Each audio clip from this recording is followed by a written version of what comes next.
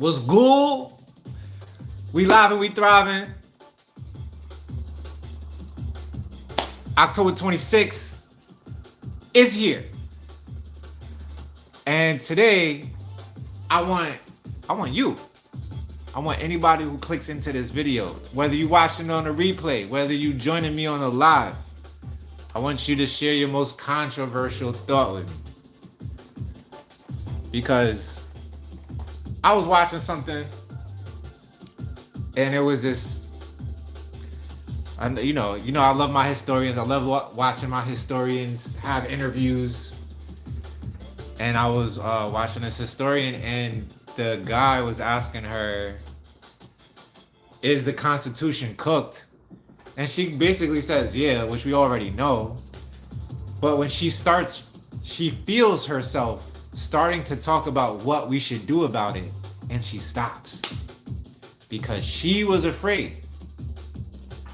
And I was like, damn, people really be scared. They be policing themselves to say controversial shit, as if you can't be wrong, number one, or you can't change your mind, number two. I often change my mind. I say shit every day that, that night I'll be like, damn, I could have said that better, or I could have said that different. So I wanted to bring it to the community, see how the community felt about that shit. Cause one thing we do on my channel, we do it, is we say whatever the fuck we want with no fear of repercussions. I think this whole idea of people getting canceled has made people so afraid to speak their mind and shit like that. So if you join me, if you have something to say that shit. What's your most controversial thought? Derek, what's good? Thank you for sitting a happy poop. Appreciate that. That shit is funny. What else, man? What else? Let me jump it off with a controversial thought. I've been speaking to one of my brothers, like close. He's actually a biological cousin. And he's been sharing his thoughts with me, and I respect him highly for his intellect, his intelligence, his thought process, his vision. Always have. So he's been getting on me about my ideas about polyamory, and he's like, that's not the wave, cuz he's telling me that I should be a practicer of polygyny. So my understanding, I might be wrong, my understanding currently is that polygyny is just a man who has multiple wives. And he's telling me this because some scientific shit, I'm not gonna go too much into the scientific shit, but it's basically about testosterone and how it works in the male body, and how basically the male needs a variety. He requires biochemically new women if he wants to live a long life, if he wants to keep his testosterone high. And he's recommended a bunch of books for me to read, one of them being Sperm Wars, a book written in 1996. And the other one was A Black Man's Guide to Understanding the Black Woman. Books that I've been taking little nibbles of here and there, not so much like going into hour-long dives, because I've been the book that I'm consistently reading is How to Raise an Emotionally Intelligent Child by John Gottman. That's the book that's been getting most of my attention. But yeah, man, so reading these books and try to comprehend these ideas about what these books encompass, to me, is controversial. Adriana, what's up? Thank you for saying hi. Welcome. Thank you for being the first person to say hi. Thank you for potentially being one of the only people who's hit the thumbs up. Hi, all 7 people, random people in here. Yeah, man. So I want y'all to bring me your most controversial thoughts. That's the title of the live today. If you have one, please present it. Let's talk about it. The one that I let off was I let off with was, well, I guess I'd really express the whole entire idea. But what I did want to say about it was, in prehistory, there may have been a time where humans lived under a matriarchy. You know how these days we always talking about the patriarchy and how we need to, be down with it or put down the patriarchy. And I'm not making arguments for either or. I'm just saying, I'm volleying the idea to you that maybe there was a time in prehistory, ancient history, where humans lived under a matriarchy. And the matriarchy was such that men were biologically, what's the word? Biologically, I want to say like, what's the opposite of superior? Insuperior? Is that even a word? Unsuperior? Is that a word? But basically, men were slaves in this time, in this narrative, this history. Men were slaves to women. Women controlled everything. They were more physically gifted. They were more intellectually gifted. And men were just considered slaves. They were considered biologically flawed compared to women. They were the less perfect human being. And because of this, for some reason or the other, men were often killed, or I should say babies were killed right out of the womb. And they used to poke holes through their head. This is a story that I've been reading about. And, I don't know how true it is, but it's a controversial thought just to think about how there could have been once upon a time humans living under a matriarchy and men were slaves and were often killed at childbirth because they were seen as deeply flawed. That's my controversial thought. I don't know what y'all think about that. Have you ever heard of something like that? I think you can read about it in a book called Sperm Wars. I'm not sure if that's what the book is about. I've only read like the first few pages of it, but I believe that book alludes to this idea. And yeah, it's not the first time that I've heard it. I want to know if any of you have ever heard that.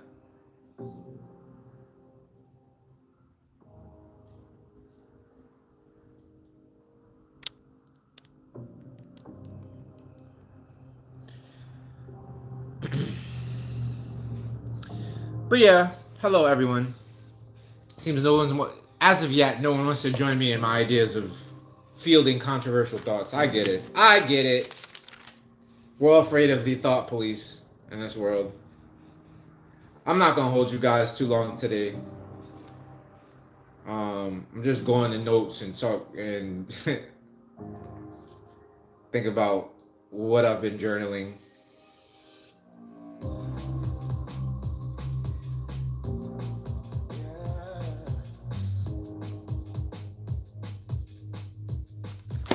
Another controversial thought that I'll share.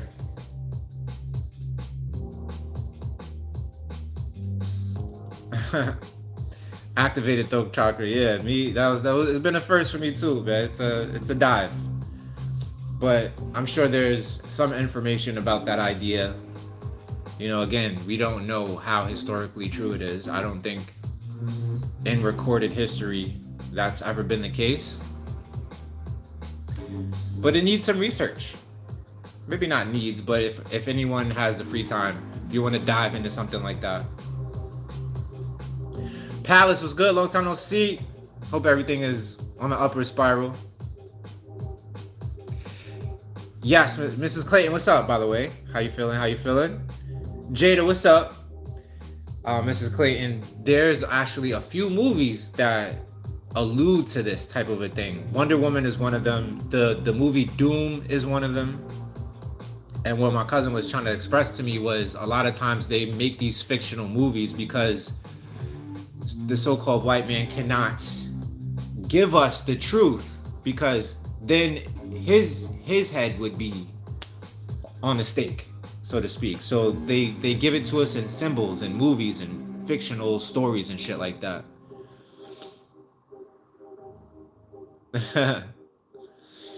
Derek Warren, facts. And it's funny how that idea keeps popping up. You know, like they'll often put it in a Rick or Morty or a video game like Doom or some shit like that. But what if that's a collective memory? Mrs. Jones, hey, how you doing?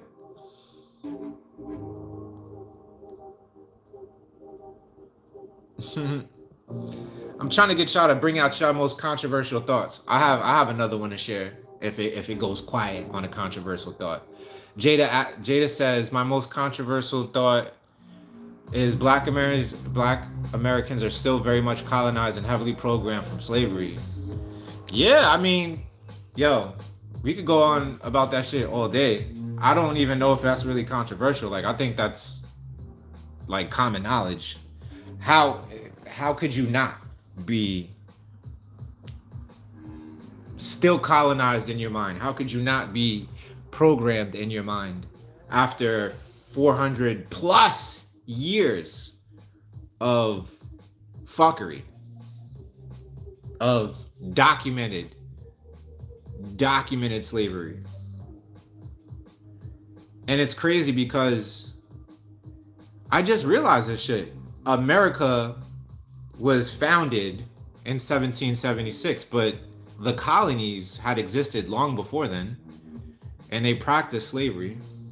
So slavery as an American institution is twice the age of America as a country itself. That just dawned on me. But also how like all those slavery ended, right? We still got Jim Crow after that, which may have, it might, some people would argue that it wasn't as bad as slavery, but people still died in mass, murdered in mass, to this weird ideology of genetic superiority.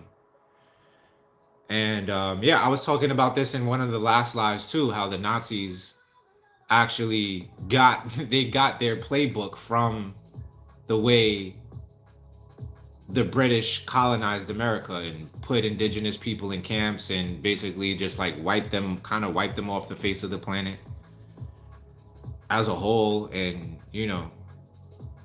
the whole Jim Crow shit, they definitely took notes on that. So yeah, Jada, I don't know if that's controversial. I don't even know if that's a hot take. I think that's just fucking facts. I don't think there's anybody that could argue with it.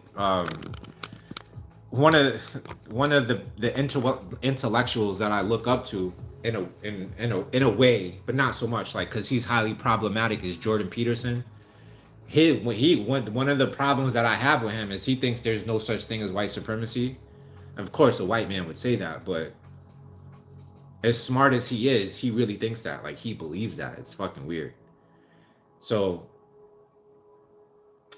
Jada, my question, now that we've established that whole talking point, is what do you think we could do to alleviate that? Do you have any ideas on how we can alleviate the colonization in the mind and the deep programming that we all hold in our genetics? Because I do think genetic memory is an actual real thing. My conclusion, or my solution, I should say, to the mind colonization is being free in every sense of the word, such as having these conversations, even though they scare people and people like check out and fucking run away because, oh God, God forbid, they have to form their own thoughts. But shout out to us for not being scared of shit like that. And having these conversations openly. This channel, these lives are a safe space for that. I kind of want to be the most controversial, like really controversial channel on YouTube. I think people strive for that, but they don't really have, they don't really be saying much. If anything, they talk about issues that we all know about, but no, who's presenting solutions?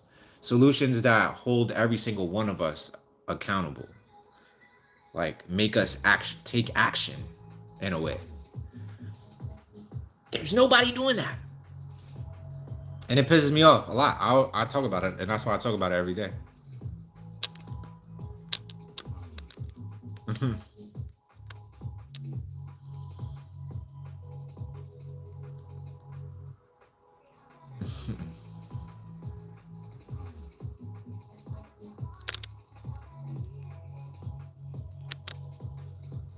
I love that Derek Warren says slavery is not a good reason to stay a victim. It damn sure ain't. And I don't think people want to have a victim mentality. I think people want to alleviate themselves of like the mind colonization and the deprogramming. But they first have to face it, you know, like they first have to think about it. They first have to probably even realize that they're under a heavy programming, especially with public school, and have to want to do that work to live freely, to realize when they're trying to be free, how society is pushing back against that. Like if you walk into any psychiatric ward, I would probably say half the people in psychiatric wards, like the crazy homes, are not really crazy at all. They're just so free that society is like, oh no, that's wrong. You can't do that. You have to be locked up in like a straitjacket and live in a padded room. So yeah, I think a lot of us are scared of that. In the same way, a lot, especially in the hip hop community, because you know I love hip hop. I think we glorify drugs so much in that community, like with the lean or maybe even cannabis, whatever the fuck people do with the drinking and shit, that we glorify those things so much in our community that people can't admit when they actually have problems with it, because then they have to consider themselves an addict. And so they just quietly fucking die. Slowly committing suicide by doing these fucking weird ass habits every day, like whatever their thing of choice, their substance of choice is, whether it be like alcohol or whatever. So yeah, man, I think that this is a big problem in our community, and hopefully we can alleviate it. But first, introspection is key. And to do that, you have to be willing to do that shadow mirror work. And not many of a human, period, regardless of the hue of their skin, is ready to do that. But not us, right? Not you. Not you. Damn sure not me. You ain't gonna find me not being able to do some introspection.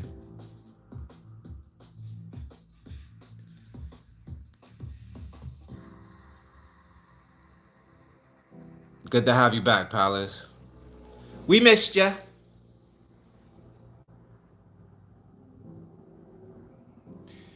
Mrs. Clayton says, the Native Americans were already enslaved. My great-grandparents promoted Alaska Airlines and had to pay for all their own travels out of their paycheck. Then they used his face on the plane. Wow. What? So when you say, Mrs. Clayton, when you say the Native Americans were already enslaved, are you saying that before colonization that they were enslaved in some way? That's interesting. I never heard of that. What I have heard of a lot, which a lot of white people use to kind of be like almost apologetic, not apologetic. They try to bypass colonization. They'll say, "Oh, the reason why colonizers called Native Americans savages is because they were fighting amongst themselves, and whoever, like whatever tribe or whatever nation, I want to say, lost that battle or that war, they were enslaved by the other Native Americans and sold off to other tribes or colonizers as slaves." They also make that same argument for Africans. They say that Africans were fighting amongst each other and the colonizers just really capitalized on the infighting and was like, "Yeah, y'all beat that tribe over there. Why don't you sell us some of their people?" I see a bunch of people left after I said that. To be a free thinker in this world, it's never popular. Another reason why I wanted to have this conversation too is because I'm just like really trying to get the people who are ready for this type of conversation, these type of ideas to be confronted with, to be put in front of themselves. Because I notice every single time I do a live, so many people unsubscribe as if they didn't know who the fuck I was. So I really want people to understand who the fuck I am. And with that being said, like this video if you love freedom and critical thought. Consider subscribing if you love real conversations about topics that matter. It costs you nothing to subscribe. And if it's too much for you, you know how to leave. Thank you. Evolving Flame was good. All right, holla at you later. Send me that email. We gotta link up for this live if you ever want to do it. Or was you just talking? Was you talking a good game?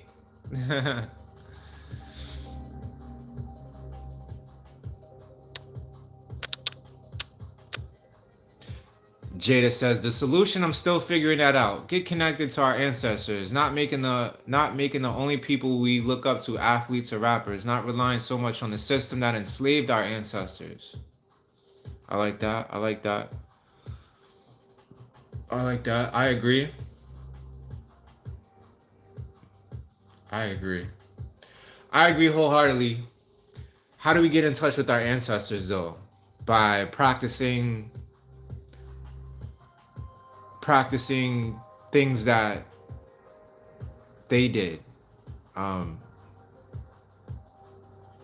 Learning dishes, maybe like even recipes is a good way of connecting to the ancestors. Asking ourselves, what would they do in this situation? It circles me back to polygyny because my grandfather was a polygynist and my grandmother married him when she was just a teenager. I don't know if it was like one of those arranged marriage type things, but listening to the family that I have heard talk about it, because I don't hear much of the family talk about it, she seemed to be very happy in that marriage. But she had 14 children, 7 girls, 7 boys by my granddad. And I was talking to my dad about it today, and he said that it's very possible that my granddad, his father, had about 30 children altogether. 14 being just with his mom, and exponentially more with women outside of the marriage. So I wonder if that's really a thing. Like when you think about science, a healthy man, every single time he ejaculates, he ejaculates enough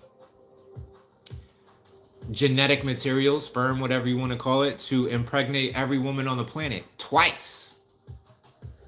What is that about? I don't know. These are just thoughts, man. Mrs. Jones said, trauma is very complicated. I don't think people understand the severe effects of it. Slavery is a generational trauma, and the first step is to recognize that. I get that. That's what I was just saying, like genetic memory. Like those memories, the things that our ancestors experienced live in our genes, and they very much cause us to make decisions and act the ways that we do. They very much still to this day affect our behavior. And I can only imagine what that's like for black women. I always do the air quotations for black and white because I don't know if y'all know, but black and white is so much more nuanced than just being black and white. Like it's not a black and white, like all pun intended. It's very nuanced. But what I mean for when I was saying for black women or the descendants of women who were enslaved, especially in like they often tell us about like the working plantation, right? We all know about plantations, but how many of us really know that they were actual like breeding camps? Just as much, if not more than the whole plantation deal. They were actually breeding us in weird fucking ass ways. Like, do you know the term motherfucker? Do you know where that term comes from? Motherfucker? Think about it. I don't even want to talk about it. I don't even, but I guess that would be defeating the purpose of this whole lot. The term motherfucker, this comes from my aunt too, by the way. She just put me onto this like a week or two ago. Happy birthday to my cousin Percy, by the way. It's his birthday today. Um, she told me that the term motherfucker comes from when male slaves would act out or do things that they weren't supposed to do. Part of the punishment was to have them have intercourse with their own mother. That's where the term motherfucker comes from. How crazy is that? Did you know that? How many people in the chat know that?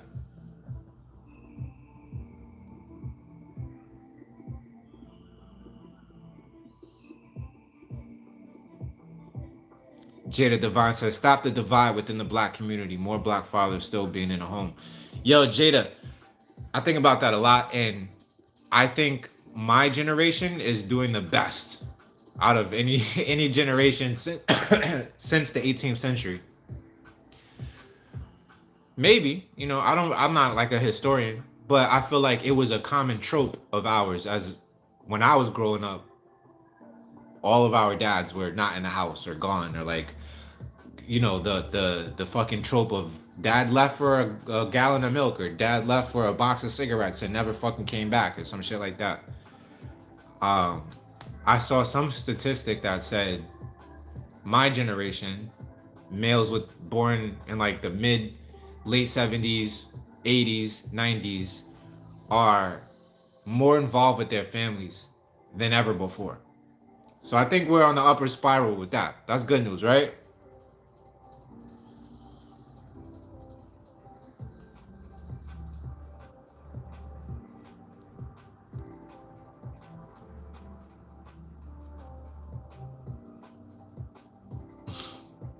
I said, what you mean that shows men won't ask for directions?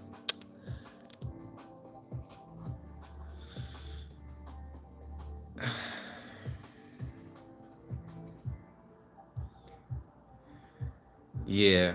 Miss Jones, you say that race is fake. It's a whole different conversation. It is. It's really a deep conversation. I forget who I was listening to was having a talk about it at some university where they invented the term white because they suddenly realized, there was whites before the term white was black and white was a thing.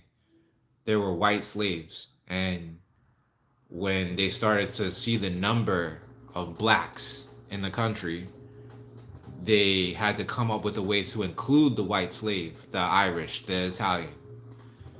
And that's where they basically stratified the poor white and made him and her think that they were better than the black, the the colored people. So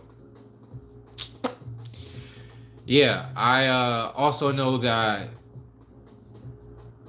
black as a lawful definition just means that you have no standing in law if you identify as black. So that's why I always put the air quotes for black and white, because it's a conversation that I think needs to be had more.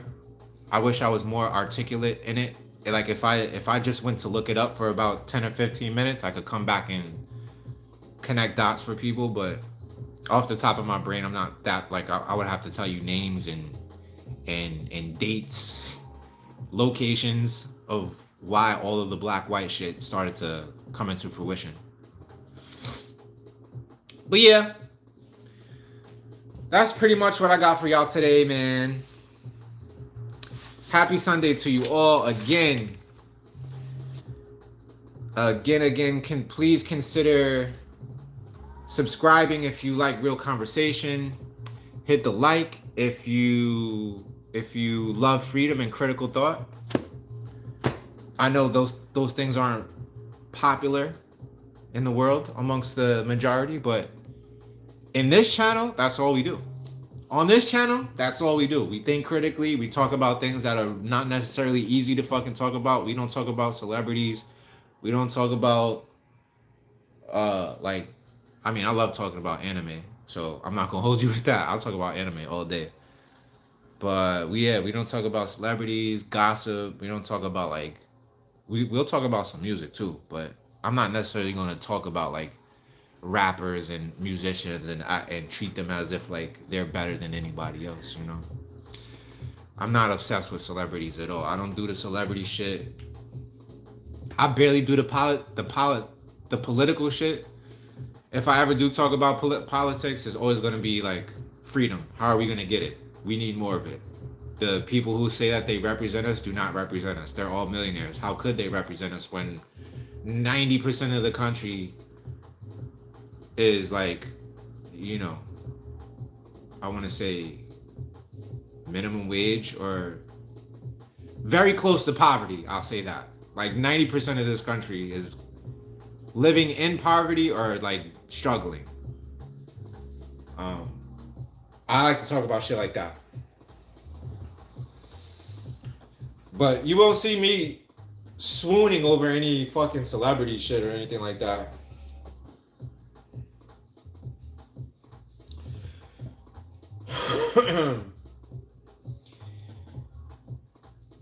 Yeah.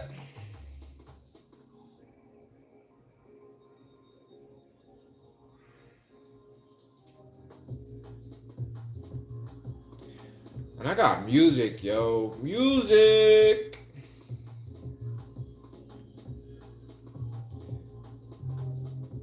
Let's do that. It's Sunday. I thought this shit was gonna be crazy. It was gonna be crazy today, but it's just you and I. And a lot of y'all ain't really talking that much. So I'm not gonna make this long. Like I said, I'm not gonna hold you. I'm just in and out. I wanted to share my little controversial thoughts and see what y'all thought about it. I'm gonna do this for like another, let's go to 444. We at 333 right now. 33. Let's go to 44. Get you some water. Stay hydrated. Even though this shit is empty right now. Golly. I hope you all are nourished. You're eating good foods out there. I hope you're moving that body. Staying active. You know, tomorrow ain't promised, yo. You gotta take care of yourself. Tomorrow ain't promised to nobody. So many people just be out of here for surprising reasons. Facts on facts on facts.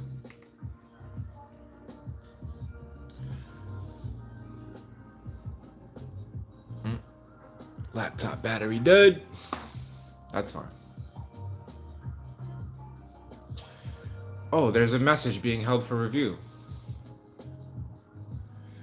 Oh, this doesn't seem bad. From KL. I came in late but got one. Eve is Lilith in Adam's daughter. made from Adam's penis or rib. Lilith was beyond piss. She's supposed to be on top. I never heard about that one. Yeah. So Lilith, you're saying that Lilith existed before Eve, and Eve is Adam and Lilith's daughter. Oh, that's funny that you say that because I always used to. Oh, they won't even let me show your comment. That's messed up. But I always wondered how if Adam and Eve were the first two and the only two, they when they left the garden, they traveled and they met other people. So they definitely weren't the only two. Very strange, that Bible, man. Very strange. And it's crazy how, the Council of Nicaea or whatever, they're the ones who were responsible for the King James version of the Bible. They left out so many books. And apparently the Ethiopians have the most complete version of a Bible. So that's really cool. I actually saw somebody selling the I guess they had AI put together every Ethiopian gospel or book that they could, and now they're selling it online.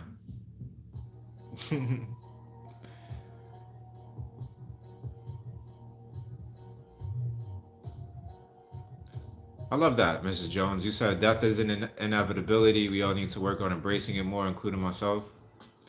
I've been doing that. I've been on that time, Mrs. Jones. Because my mom passed when I was 3, as you probably know.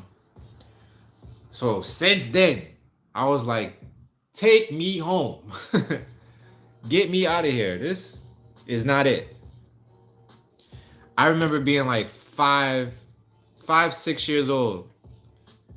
And I won't say exactly why, but there were many a nights where I really wanted to get the fuck out of here. Like, so I say all of that to say, death has always been kind of welcome for me. He said love is ghetto.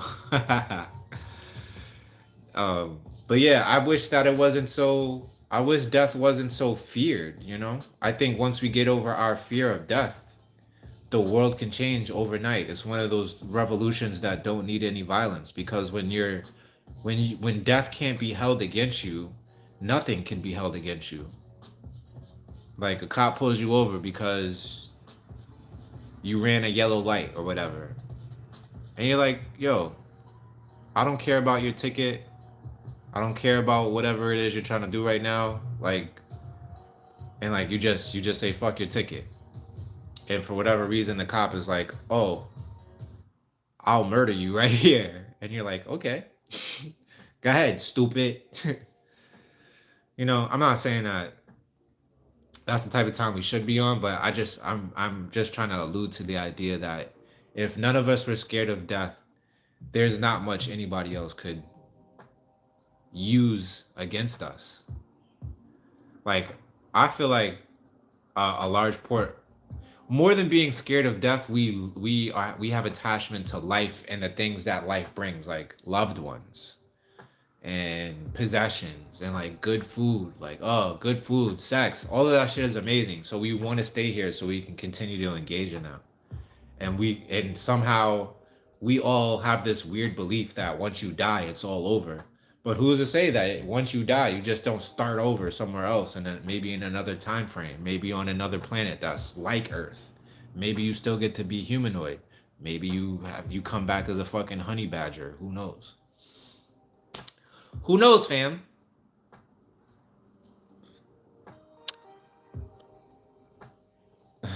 Death by Rising Appalachia comes to mind. What's that? What is that? A book? A movie?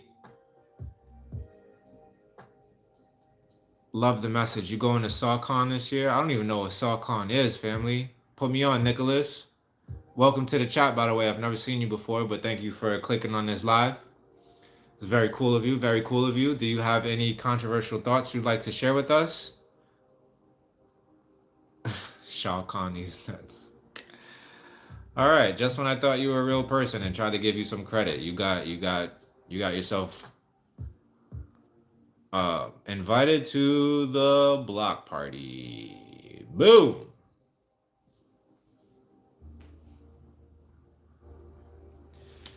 I got some music playing, Mrs. Clayton. It's just low right now, but it's going. We on that hip hop vibe tonight. It's all copyright free music for me, at least, because I pay for the service. It's about $150 a year. And thanks to good people like you, I can afford it. Thank you, Mrs. Clayton, for all the love and support that you showed me over this time. You already know. Smart Savvy, what's up? Good to see you. How you been?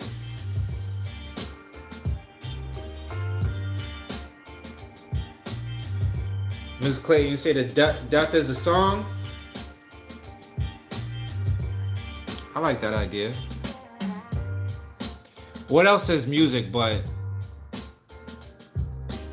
stir or stimulation of emotion? Like whenever you want to invoke a certain emotion, you go to a song that you know is going to evoke that emotion. If it's new music, we listen intently to music, trying to figure out what emotion the music is going to stimulate. I love that about music. That's why I do it. That's why I write it.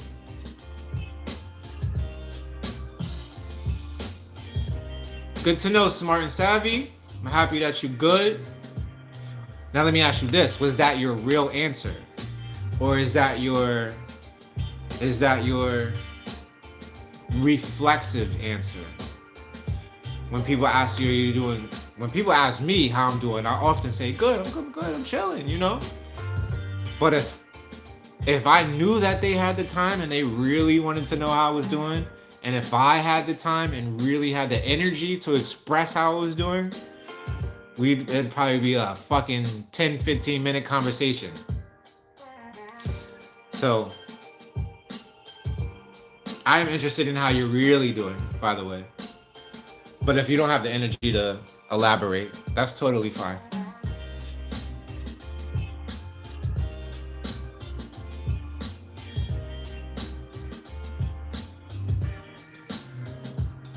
Rising Appalachia's on Death is also, it probably is a song, it sounds like. That's what's up. I'm glad you had a great day. A good day. That's all we can ask for, right? May tomorrow and the day after that be good as well. And then the day after tomorrow, I'll be doing this again and I'll ask you again. And we'll revisit this whole idea of how we're feeling.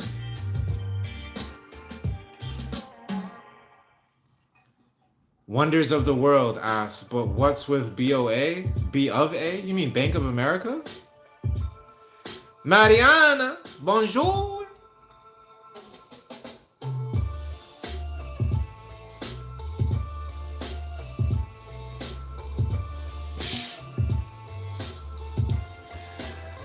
Welcome to the block party. Wonders of the World.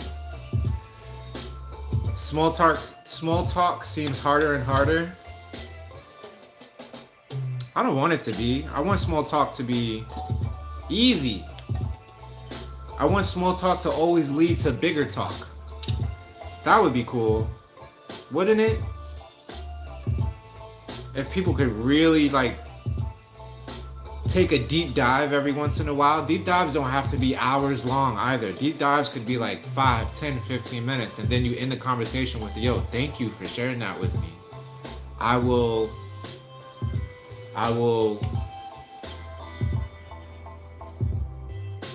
continue this. I will continue to sit with this conversation throughout my day, throughout my week. And next time I see you, let's revisit it if you're open to it.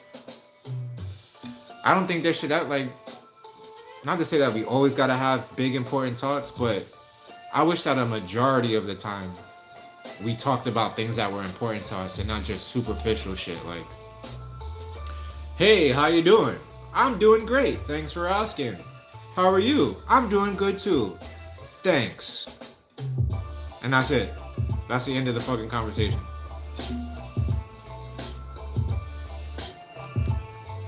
Here come Mariana talking about how you doing mentally, physically, and spiritually. Thank you. Thank you for asking, love. I always appreciate it because you always ask that.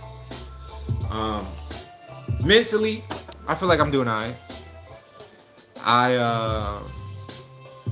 I've had a lot of time to reflect today.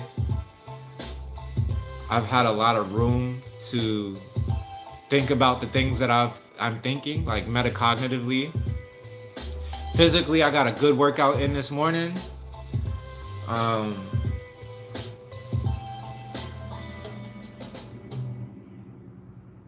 the piriformis is pretty much gone. Like I'm 80% fucking healed off of that shit. So I'm so grateful for that. Spiritually, I'm always on an upward spiral. Ain't nothing gonna break my spirit. I think I tell you that every time. But yeah, that feeling of spirituality is so vast and so encompassing of all things that it often moves in every direction at the same time. So all I could really say is I'm alright. Thank you for asking. How are you, Mariana? How are you mentally, physically, spiritually? I know you worked like 10 times today. You be working so much every time I talk to you.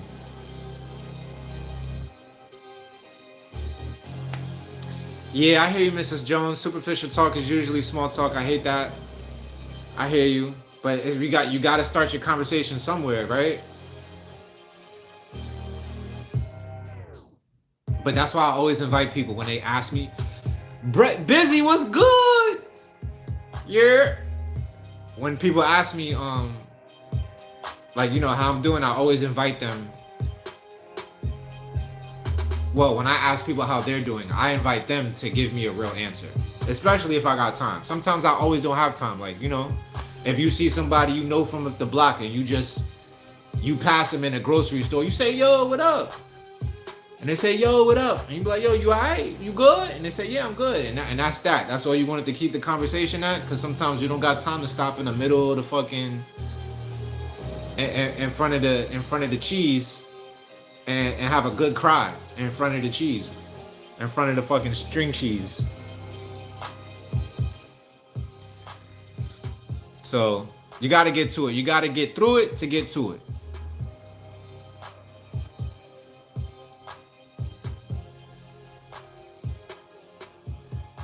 But that's what we do here. We try to have a good balance of important conversations. Every single one of these lives that I do every single day, I try to bring something of value, something that you could take home with you. And I try to keep it fun. I try to keep it light, you know, but I also want people to feel comfortable and like really going introspecting.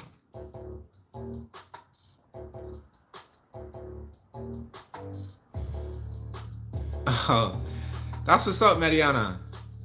Yeah. I don't even know if I posted that today on Instagram, but yeah, I took like I want to say like 3 or 4 weeks off, maybe like a whole month of going over there. Like I would just walk back and forth on my block.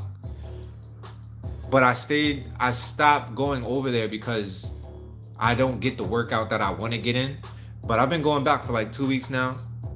And it is, I'm so blessed and grateful to have that. Even though a lot of the machinery is broken, like the city of Jacksonville needs to go over there and give that workout pavilion some love. But it's got a pull-up bar.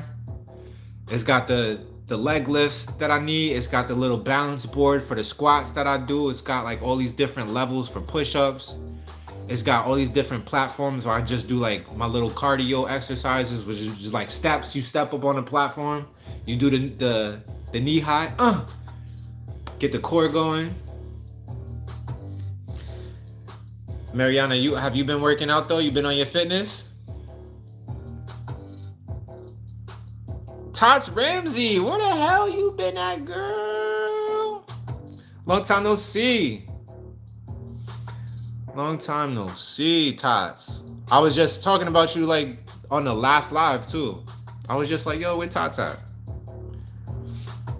How are you doing? Okay, Mariana, I'm happy to see that you're working less lately. You know, keep the pockets fat, but work less. That's what we're trying to do. Mentally, you're evolving. Spiritually, I'm always at the highest level I could be. That's what's up. That's what's up. Don't let me catch you lacking. Don't let me catch you lacking. When I see you again, I'm gonna ask you. But let me ask you this, Mariana. When you say you're evolving, mentally you're evolving, how so? How so, fam? Are you reading something good? Are you thinking better thoughts? Are you being more mindful of your inner chatter?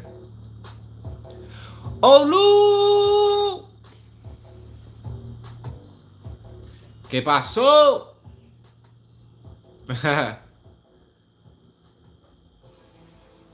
Good to see you, family. Good to see you. Always good to see you, Olu. Yeah, I was wondering if you was gonna jump in here today. I said, yo, it's Sunday. I know he don't got work today, and I'm doing this relatively late. I know people be busy Sunday evening. More people be busy Sunday morning. Speaking of that, where's Happy at? She ain't jump in today. She probably out with her nephew doing the things.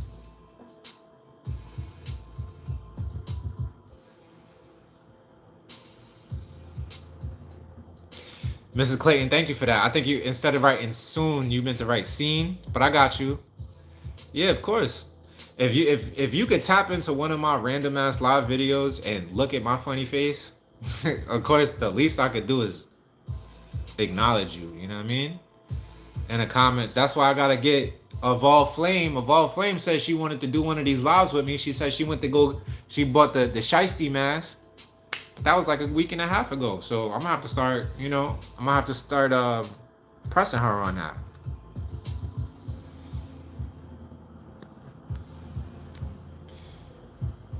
Here, there's not a lot of open air gyms like you guys have. We have some bikes from the state, and I saw a lady doing the most French thing, working out and smoking at the same time. Yo, not for nothing, when I lived in Georgia, and I was just getting back on my workout regimen, I would often tell myself I cannot smoke until I at least jump rope for 3.5 minutes. That's how I got myself up, because I love to smoke. Love to jump rope a little bit less. But I always told myself, you need to jump rope for 3.5 minutes before you smoke, before you hit your first joint. And so the jump roping starting. And then during the jump roping, I started to realize I would run out of breath quicker than I wanted to. Like, I can't jump rope for a straight now I can jump rope for a straight 3.5 minutes, but I couldn't when I first started. So I cut down on smoking less, and you see how that works? But I say that to say I've definitely worked out while smoking, like joint lit, hitting the dips, hitting the pull-ups, joint lit. I used to see that a lot in the park when I lived in New York. Dudes would smoke. Even Arnold Schwarzenegger says he used to smoke before he did his workout because it would relax his muscles. I don't know what that's about, but I always remember that when I catch myself wanting to smoke while I'm working out.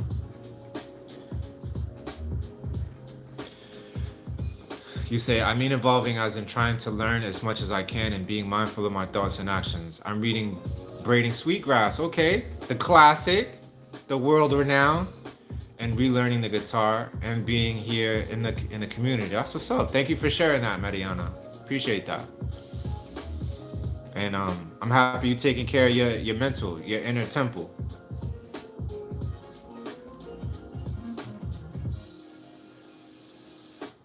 Yeah. You stopped smoking joints for a while because I don't like smoking split. For a while because of I don't like smoke.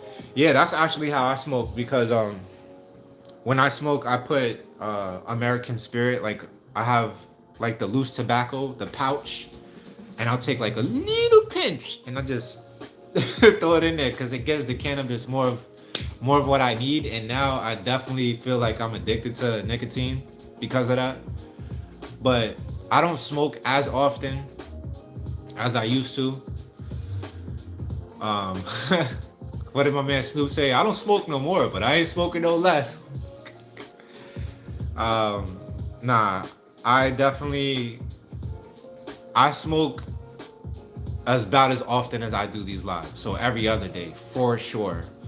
and I don't smoke a lot. Like I'll roll up like a joint that's like, I don't know, 3/10 of a gram, and I only smoke a piece of it and put it out. Don't let me be reading too, cause I'll smoke and I'll read, and if I only took one or two pulls off of it and I start reading, I'll start to feel the inebriation, and then I'll put it out. So I feel like I'm on the upward spiral as far as like smoking a lot less.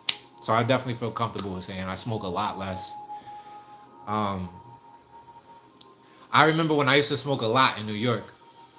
I would I did it because I was single, and I found myself in that same type of thought process. Is like, yo, I'm only gonna smoke a little because, or I'm only smoking at all because I'm single. I don't have, that type of an outlet. So like Mary Jane is my girlfriend. She's her and I are in like this exclusive relationship. But I do look forward to the day where I have something else to orally fixate on. Cause that's, smoking, if nothing else, is probably really just an oral fixation. Like it's very powerful to put your hand to your lips and do something, whether it be chew or inhale, whatever the case. I saw that there's this new pen that it's like a mullein pen. It's like water vapor and mullein or something like that. There's no combustible chemical reaction happening whatsoever. It's green. I forget the name of it. I saw an ad on it on Instagram not too long ago, and the dude was like, "This is how I quit smoking." And if I ever did want to, that's what I would probably do for a good while.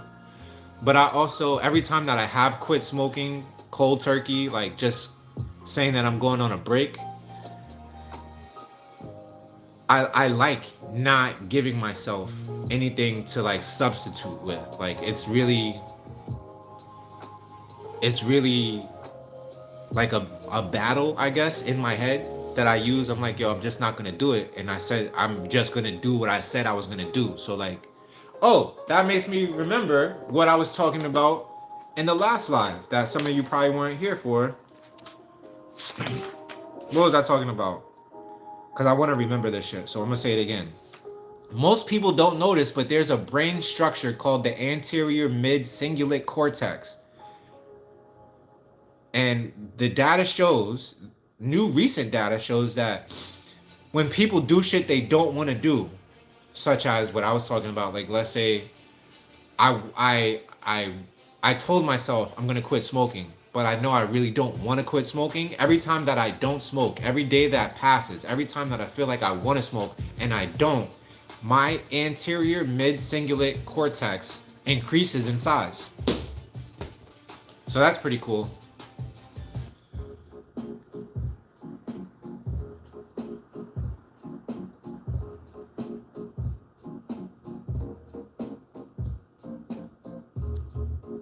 Mrs. Clayton. Yeah, Mrs. Clayton, you was telling me about your edibles. I gotta see what's up with your tincture. I had to go in for emergency surgery. Whoa, whoa, whoa, whoa. Oh, Lou, what happened on Wednesday? I know you said you on dialysis, but what happened with this? I mean, you're alive, so thank God for that. I was just talking about how people be here one day and they don't be the next. But what happened, Olu? You doing alright? How you feeling? I agree, Mariana. I definitely agree. We are best friends when it comes to that.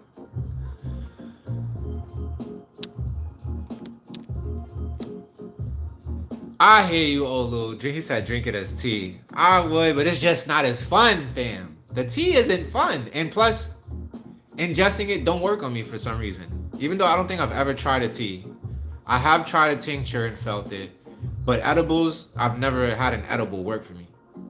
But Olu, tell me more about Wednesday. What happened, fam? That's probably why I haven't seen you since then, right?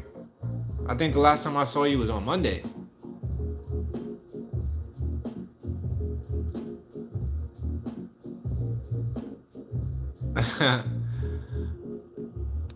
Oh, okay. That's what's up, Mariana. I'm happy that, you get to incorporate it as minute as you do. And I hope that it rubs off on your partner. Maybe it'll start to kick in like, yo, she doesn't smoke with me all the time, so I'm not gonna smoke all the time. I feel like if I had a kissing friend, someone else to put my lips on, I would put my lips on joints less. Mrs. Jones, now you know. Oh shit, this is a song from my last vlog. Shout out to you if you saw my last vlog. Please go check out my vlogs every once in a while when you can. I put a lot of energy and effort into them. I'm editing one right now. It's a week overdue. And it'll be out soon. Trust and believe. Starboy was good. Long time no see. How you doing, family? Mrs. Clayton got that. She got that potent Alaskan. And she makes edibles and tinctures for what I remember. Sequoia was good. That loud ooh wee. I love to see y'all when y'all pop up all late. I'll be in here for the first 40 minutes struggling like Oh, the catheter came out the chest too far and I had to get... Okay, that don't sound too crazy. That sounds like easy work, but I'm it's unfortunate that happened. I hope they got it in there good this time. And I hope you don't have to do no more surgeries. Unless it's like to get the catheter taken out completely because you don't need it no more. May that be your next surgery.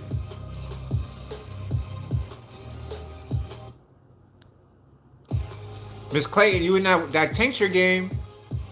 You already know. I know that tincture game could do very good on the internets if you monetize it.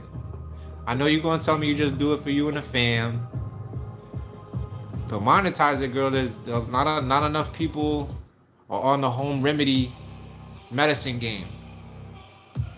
Even if you don't bring it to the internet, like go to your local farmers market, set up shop. Sequoia said, my most controversial thought is some children are in fact demons. How do I feel about that? Initially, my response to that is, if children are demons, it's because their caretakers are demons. So, is it really the child's fault? I don't want to blame it on the kids, man. I don't ever want to blame it on the kids. I always blame it on their child, their upbringing, their caretakers. That brings up this thought that I had just yesterday. I was at my workout pavilion that I walk a mile to this park every day and I go work out. So I'm working out. And maybe like 50 feet away from where I work out is a children's playground, like 4 kids. And I saw 3 adults come into the whole park with 6 kids. They went to go sat down. They went to go sat down. They went to go sit down. It looked like they might have been rolling up, but they definitely had their electronics. They were all looking at their phones or iPads or whatever. They sat down and they were talking amongst each other. And the kids saw me working out, and instead of going to the children's playground, they came to be around me in my atmosphere. And me being who I am, like one of the boys, he told me he was 3 years old. 3 years old. Parents not paying him no mind. The parents weren't paying none of the kids no mind. But the 3-year-old saw me doing pull-ups, and he said, "Could I do that?" And the pull-up bar that I work on is super high, and it's got a wide a wide diameter, I'm gonna say. So I didn't put him on that because I knew that he wasn't even gonna be able to grip it. But like 5 feet away from that one is another pull-up bar, and the bar is like that thick. So I picked him up. I was gonna ask him. I thought in my head, I was like, yo, should I ask his parents if like it's okay if I pick him up and put him on there? I was like, they not here for this anyway. So I just picked him up. It was one of those things. I was like, yo, don't ask for permission, ask for forgiveness type of a deal. So I just picked him up. I put him on the bar, and he was so shook like that. He didn't even grip it. But I was like, yo, hold on as tight as you can. I'm not gonna let you fall. And he 3 years old. Homie was doing like a whole pull up. Granted, I was holding him a little bit, but 3 years old, he was doing his own pull up. Boom, cutest little kid ever. Like he had the cutest little eyes. Like they were almost cross-eyed. His pupils or whatever were so close together. But very cute little kid. His sister was with him. His older brother was with him. And I know the reason why I bring this up is because one of the kids, they were all sweet kids. None of them were demonic whatsoever. But what I saw was one of the boys had dried snot around his nose, dried eye boogers around his eyes. It looked like his parents hadn't washed his face in like 3 days. His older sister was 7. All her clothes were dingy and dirty. I'm looking at the parents like, what the fuck is wrong with them? Like, why they not take? Not only you bring your kids to the playground. Okay, you get a point for that, but you don't pay no mind to them. You're not paying no attention. You should be taking this as an opportunity to bond with them at the playground. Kids love to play. I do that one. So I say all that to say, I said a prayer in that moment, looking at every single one of them, and I worked out with all of these kids for like a good hour, teaching them all the different exercises. One of them, he said he knew a lot. Like he said his dad works out with him, but his dad wasn't present at the time. He kept showing me his abs. He was like, look. I was like, oh shit, you 7 with some abs. That's what's up. And I had him do L-sits. Cause I'm trying to work with my L-sits. And so he was working out good with me. And I had them doing squats on the balance board. It made my day when I tell you. Working out with these kids made my day because they was all laughing. They were having fun. They wasn't trying to let me work out. God forbid I try to work out. They was like, watch me, watch this. Kids just need attention. So I say all of this to say, circling it back to the Sequoia's thing of her most controversial thought is some children are in fact demons. What happens is those kids don't get paid attention to. So they start acting out, thinking that acting out is going to have them get the attention paid to them. Even if it's negative attention, they still would rather negative attention than no attention. And that is why children over time become demonic, because they need a fucking attention. And I digress. But thank you for sharing your conscious thought with us, Sequoia. Not many people did it, so I appreciate it.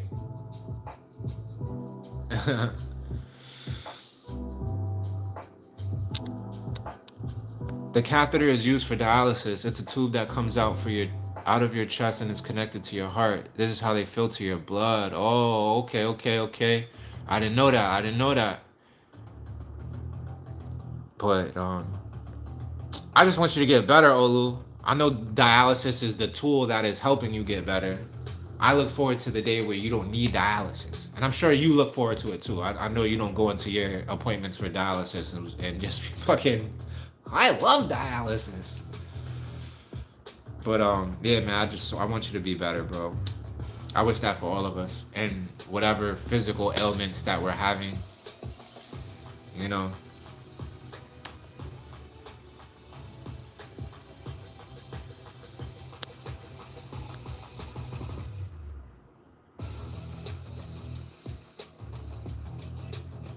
Yes, Mrs. Clayton, do that shit. Don't even think about it no more. Just do it. Pull up. And then when you pull up at the farmer's market and you sell out of whatever you bought that day, you can be like, I should do this some more. And that's how it starts. That is how it fucking starts. Next thing you know, you got an online shop, TikTok shop, and you can't even keep it on the shelves. You heard?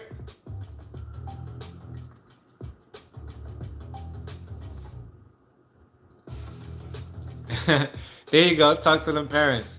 I tried to say about it when I walked. I left out of the park. I was like, yo, peace. They hadn't acknowledged anything that was going on. If anything, the mom turned around one time. I think she was a mom. She was like, y'all come get these snacks. And then the kids looked at me like, do we have to? I was like, hell yeah, you better listen to your parents. Don't ask me. You ain't trying to get me in trouble out this bitch. Sequoia love the kids. I know it. I know that's right. We all love the babies, man.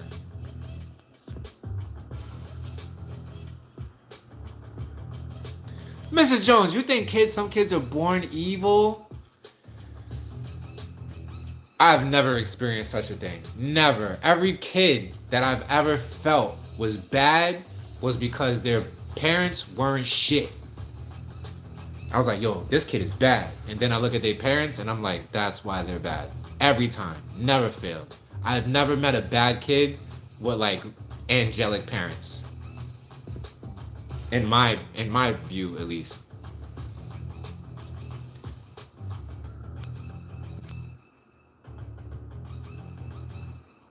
That's what's up, Mrs. Clayton. That's what's up. That kid's got good models. That's why he probably saw somebody else working out, even if they not, in the immediate nuclear family. He saw them working out and was like, I like that. I'm gonna do that. Cause that's how I got into soccer. Nobody in my family played soccer, but I remember being, 4, 5, 6, 7, going to the playground, and for some odd reason or the other, I always end up on what's called the pitch or the soccer field. I was always playing soccer with the Mexicans. Always. Mexicans, Guatemalans, Venezuelans, Salvadorians. Not to say that I was always Mexicans, but always Central American people back in the early 90s. Always play soccer with them. And they would like invite me to play soccer with them. If I couldn't be on the field running around with them because they was getting rough or whatever, they will at least let me play goalie. And that's how I fell in love with that sport. It had nothing to do with my family.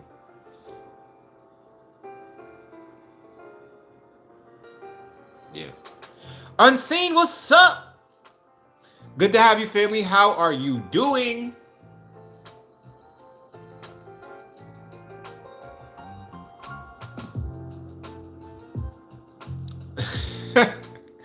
Miss Jones said, bad is different than evil. Damn. It's that genetic memory though. Maybe, maybe their genes are expressing something that they need to get out early. They need to get it out early in life. And they need to see what the repercussions or outcomes of their evil actions do so they can move out of that.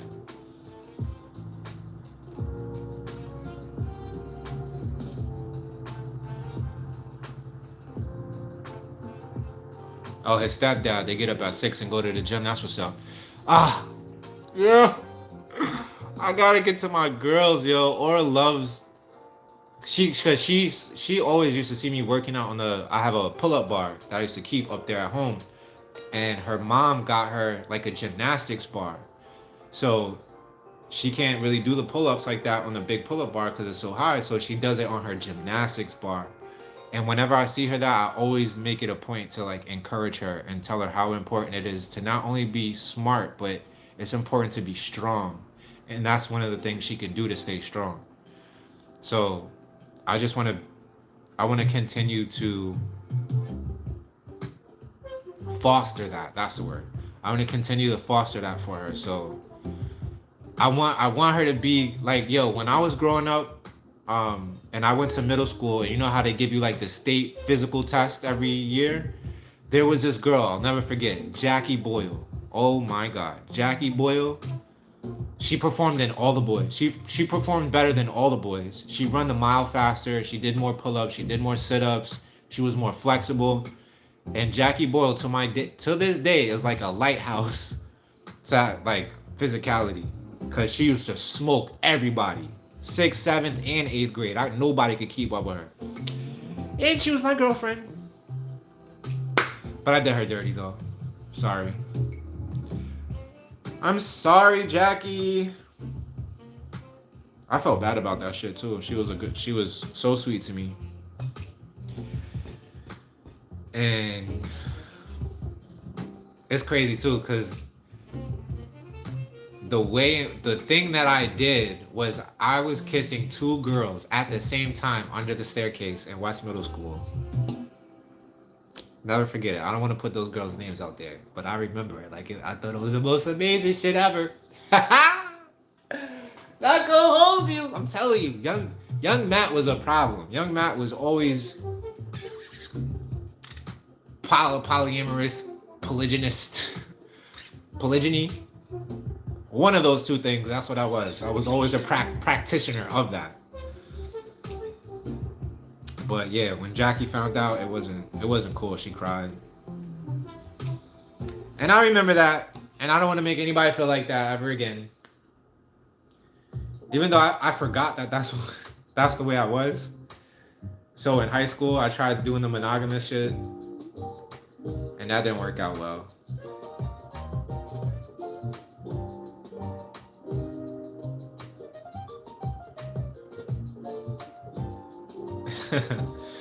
Sometimes it's the parents, sometimes it's something physical or mental they're struggling with. There's always an explanation. Yeah, for real. It could even be diet, yo. Like I've noticed, Aura, oh my god, when she's hungry, that is when she throws her, it's almost a guaranteed tantrum. That's how you know she's hungry, which is why I try to stay in front of it. Like I always try to, you hungry? You want to eat this? Here, eat this. Like every hour and a half, I'm trying to feed that girl. But if she gets hungry, she's gonna act out. Guaranteed. 110% guaranteed. She's gonna catch an attitude. She's gonna have a tantrum. She's gonna tell you something and not really mean what she tells you. She's gonna ask for something and not really want what she's asking for. Yeah. My babies.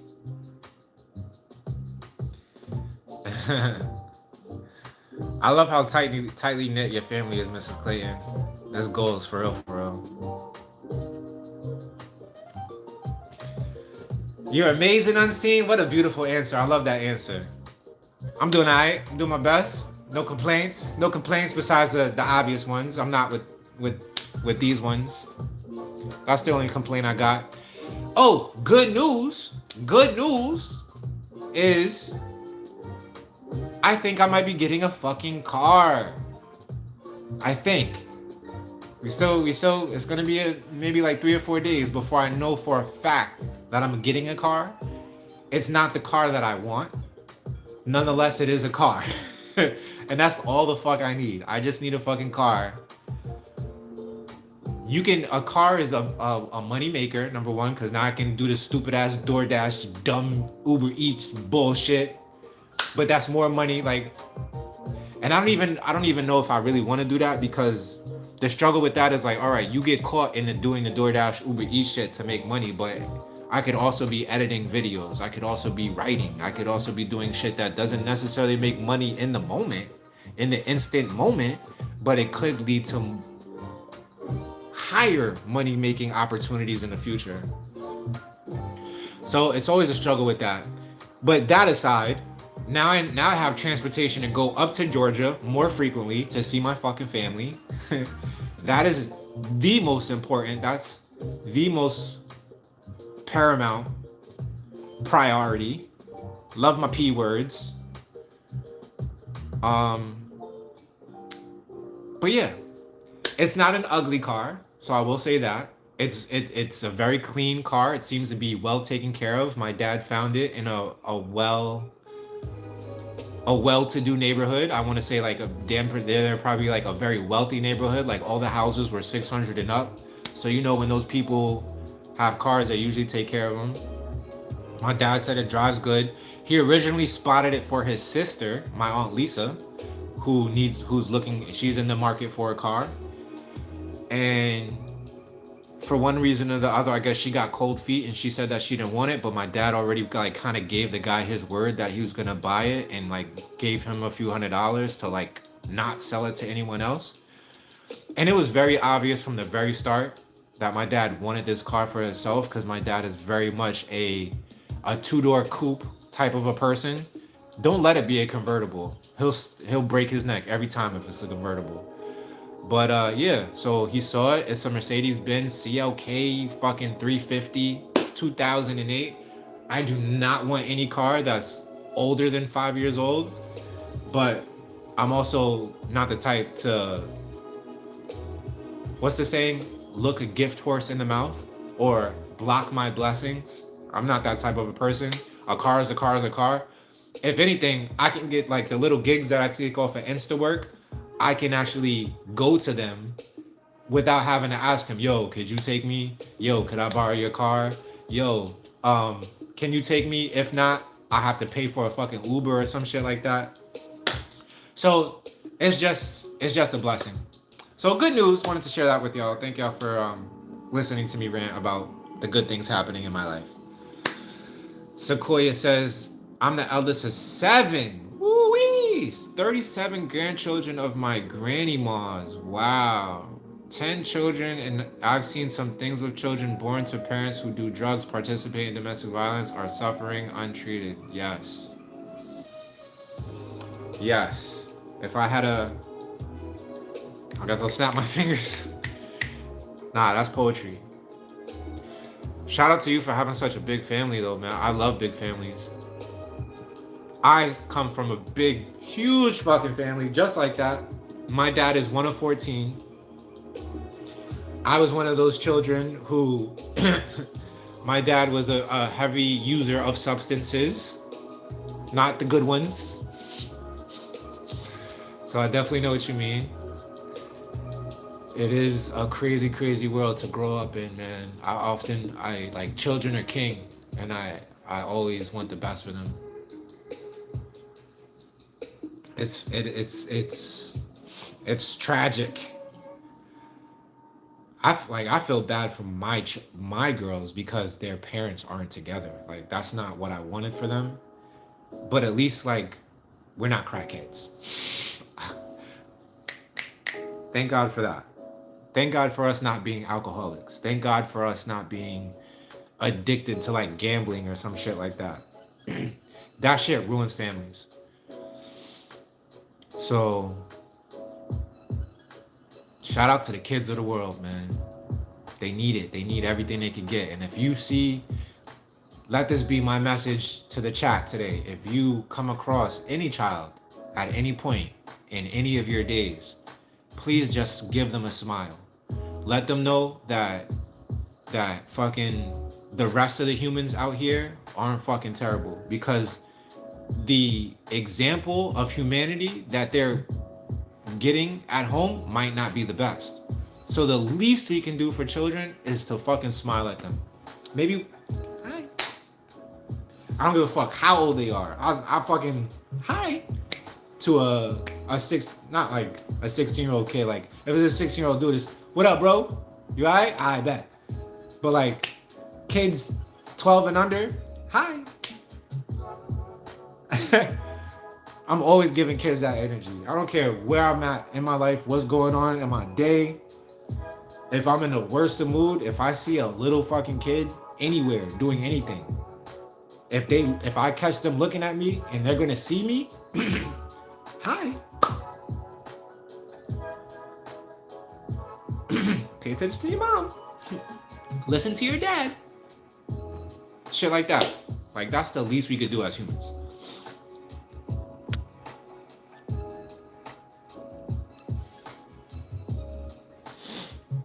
Ah, thank you, Sequoia. Appreciate that. Thank you for the compliment.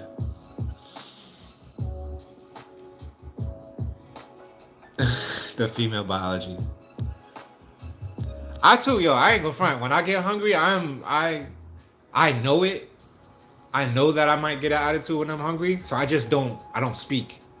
I have less proclivity to answer a question if I'm hungry.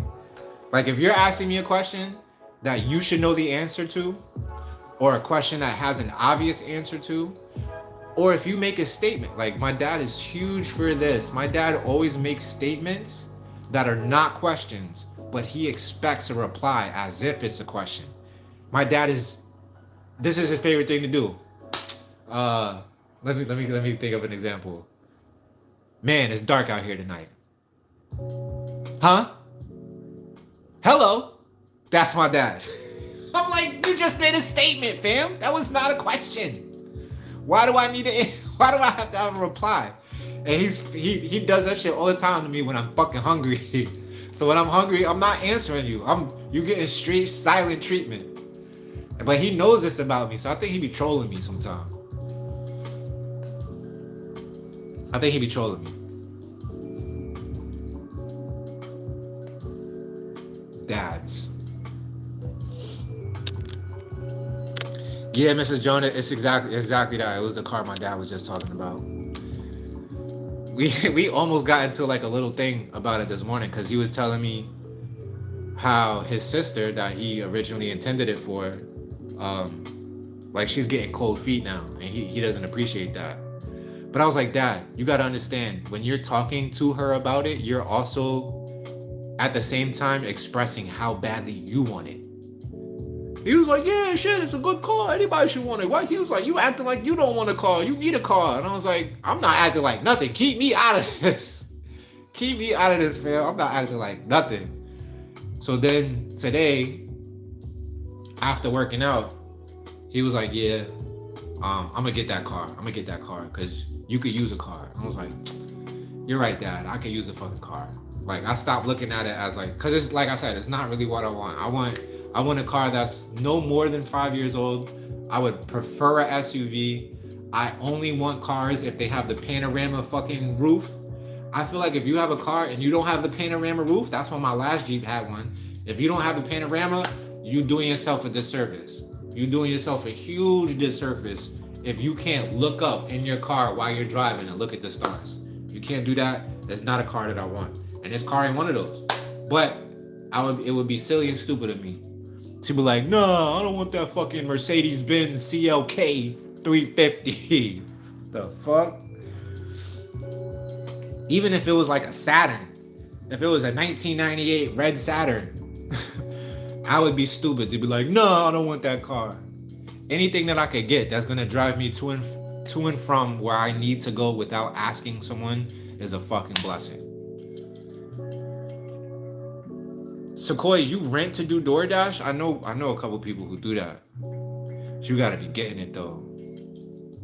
Yeah, Instacart pays better than DoorDash. I will tell you that. I will tell you that wholeheartedly. And try to get on that Walmart shit. The Walmart app. I forget what the name is, but they have it. They have like their own delivery app for just exclusive Walmart deliveries. Get that one too.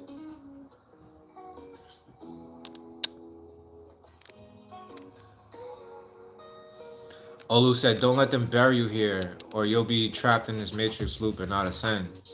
Facts.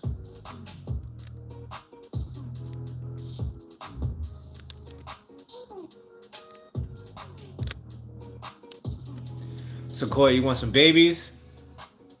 It's about that time. Shout out to all the women in the world who got to deal with that biological calling. Like, it's really like a timer that goes off in your head. It's like, all right, now it's time to have a baby. And unfortunately, here's a controversial take for you. I feel like some women hear that alarm go off in their minds and they lower their standards of who they have a child with because they want the child so bad. It's a controversial take. Evolving, welcome back, welcome back.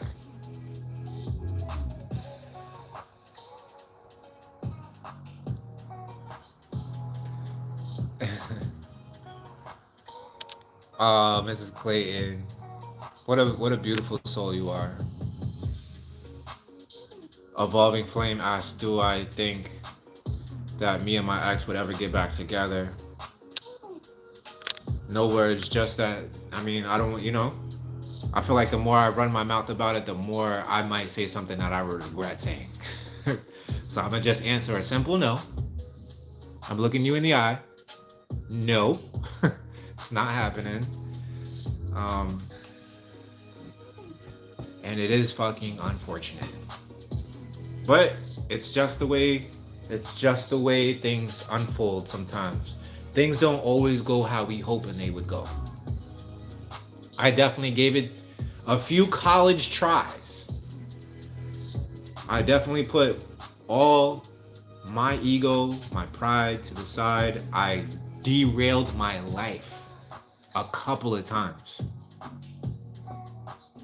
to try that out. And it didn't work out for me. So I can't. Even before I had ever even met Shorty, I was like, I'm never doing this love shit. This relationship shit is terrible. And there she came. And we clicked. We clicked very good in the very beginning. And yeah. I always hear Day Day in the back of my mind. Every time I start thinking about our tenure together, I hear Day Day talking about how he offered that burger to he offered that burger to his baby moms. He was like, it was the worst fucking day of my life. I be feeling like that sometimes. But nah, that's not the case for me though. I actually had a lot of fun despite the breakups, the 3 breakups. It's been very undramatic, I want to say. I mean, there's symptoms that happen because of a breakup that are hard to deal with and hard to work through, but it's been chill. And I'm grateful for that. I don't have a baby mama popping up to my house and like keying my car, hitting the windshield with a brick, no shit like that. She ain't sending her big sisters or big, little brothers after me or whatever. It ain't no shit like that. Even though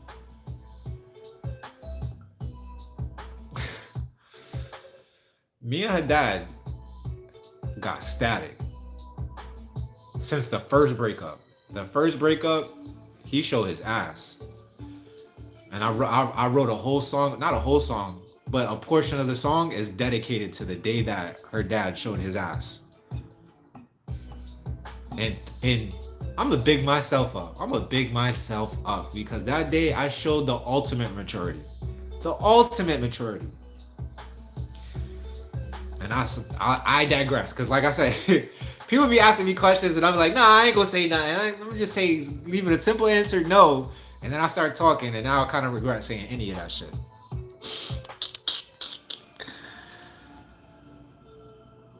What did I think about the song Beautiful World by Anise? I remember you putting me onto the song. I remember listening to it and I remember saying that I liked it. I cannot remember how it sounds right now though, unfortunately. I wish I could.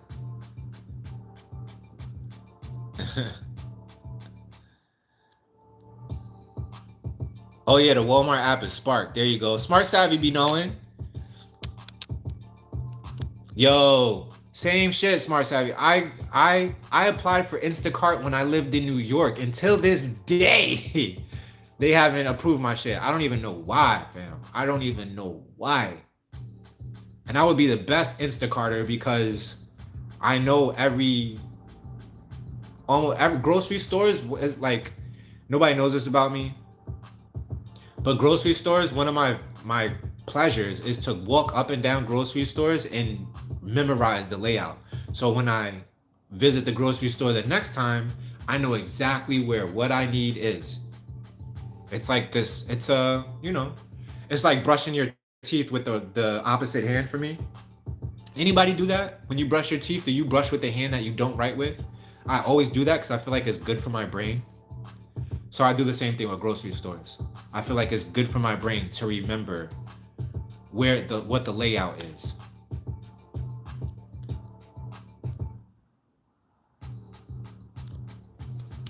Yeah, Uber Eats is pretty dope. Let me say this. DoorDash and Uber Eats are always fantastic for the first 2 to 3 weeks. After that, they start thinking you a slave. They like, oh, we got him hooked. So then they start giving you like the shit that you would normally get $10 for. Now they only giving you $4 or $5 for it. I noticed that every time I started doing it. Like I'm like, what is this? The first 2 weeks, this shit is amazing. I'm like, yo, I could do this. This is love. After the 2-3 week mark go by, they start thinking that you just gonna like work for free, and they really be trying you.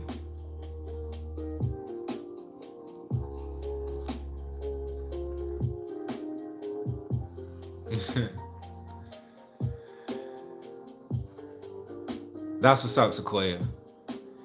Children are a great fucking thing to have, though, man. Like a Damn, I made children sound like possessions when I said that. But you know what I mean. Like, children are a great mirror to yourself. They're a great way to evolve yourself mentally, physically, emotionally, spiritually. It's also like magical watching children and seeing how much like you they are when they don't even know you like that, but they're just like you. So, yeah, man, it's dope.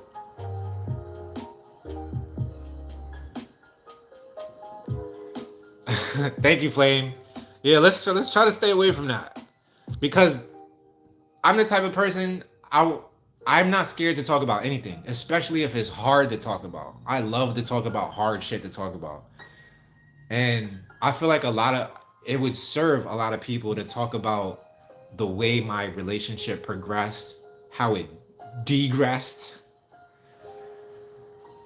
And so it's like I really want to talk about it, but I also don't want to talk about it because I don't want any repercussions. I don't want anybody to feel away. I don't want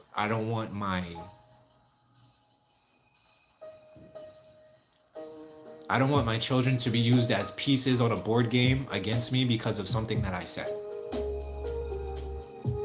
And I'll leave it at that.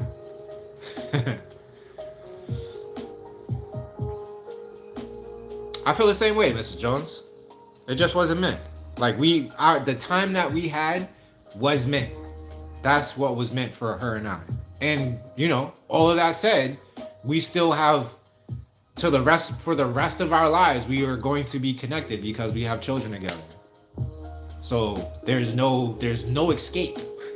We just won't be doing what we won't be practicing relationship as we used to practice it. It's just evolving into a co-parenting situation. Maybe I can talk about something uncomfortable here that I think about a lot.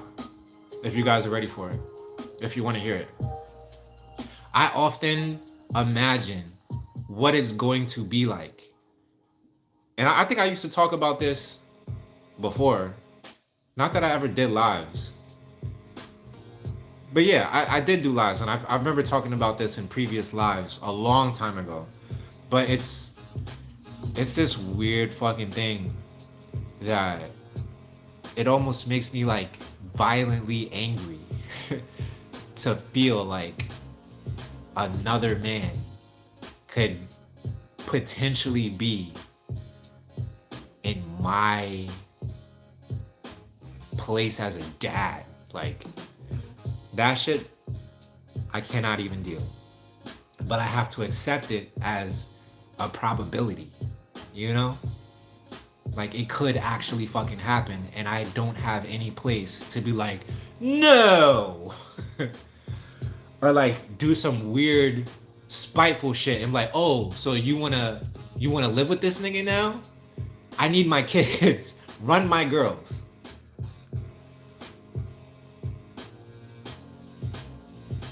It's so weird because at the same time the double standard is like there might be a woman who's around me enough that my daughters feel like they like her. Of course, hopefully they do like her. And they develop some type of relationship, and V, I can't let V be like, no, you can't, you can't have women around my, like, it's fucking weird because in a way I feel like I can right now in this moment until Aura's like 15 years old and can punch a nigga in the face for saying something wrong to her or like looking at her wrong. God for fucking bid. You know what I mean? I don't even want to, I'm not even going to say it out loud. But it happens. We've seen this story play out in life so many times. I just don't want it. I don't want it. And I don't know how to reconcile that. So there's Matt's uncomfortable confession. I hope you all can help me think about it and then maybe offer me some reconciliation with how the fuck do I deal with that, because I don't know how it's going to happen. I don't know how. Like, and I'm definitely not a violent person. I'm not an aggressive person. I used to be.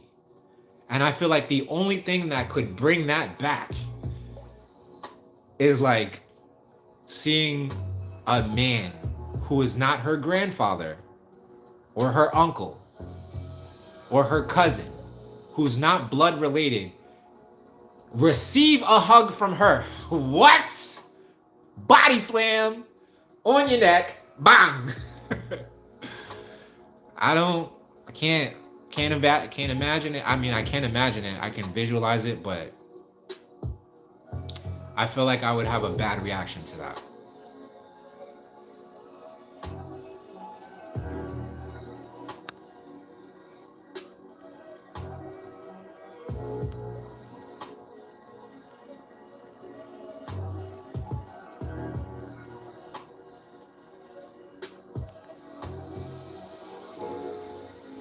You know what you're training yourself for, Sequoia. It's gonna happen for you if that's what you want. It probably will.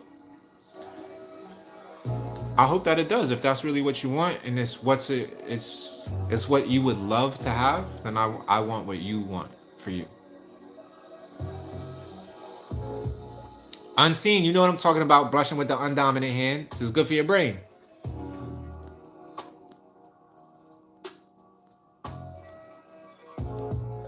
I feel like hair is easy to do with the left hand. That's cheating. I used to hot comb my hair with my left hand all the time, especially this side. It's hard to be over here with the hot comb. You're definitely getting burnt like that. Bop, bop. So I always used to hit it. Bang. Woo! Yeah, Smart Savvy, you said a $2 DoorDash, no good. I feel like any type of request is $5 minimum. Minimum. Just for me going to pick and touch your food and bring it to you. $5. That's the minimum. DoorDash used to hit me with that $2, $3 shit all the time. And that's when I stopped doing DoorDash. Facts. I hear that, Sequoia. You deserve that. Partnership is huge when it comes to having babies, because you want to make sure that y'all can agree on things such as fucking vaccinations. God forbid you don't agree on vaccinations with the person you have children with. Oh my God, that's literally like holding a gun to your kid's head. Like, V and I talked about vaccinations way before we had like in the beginning of our relationship. We were talking about vaccinations, so I already knew where she was at with that. But it's important to know where your partner stands on that, because if they feel like the kid should have vaccines and you feel like they shouldn't, you probably feel like they shouldn't, because you're risking their lives, because you're the one who's going to send them to the doctor to get it. And the person who's for the vaccination is going to feel like you're risking the children's lives because you don't want to get the vaccination. So definitely like prime conversation to have in the very beginning of the relationship. Another thing is like that y'all should talk about. Why I'm just talking to you, Sequoia, I guess. Like, these are also very controversial thoughts, by the way. So it fits in with the title. Like this whole gender thing that's going on with the world these days. It's a big conversation that V and I had way before we had kids, like in the very big, like before van life even happened. We established what we felt about the whole humans trying to switch genders in pre-adolescence or adolescence or even adulthood. Like, how did we feel about it? We wanted to know. So like those conversations, I know I'm already talking to the choir. I'm sure you already know this, but like, I'm reinforcing the fact that it's very important that you know who you're dealing with, especially when it comes to those type of issues when you have children with someone.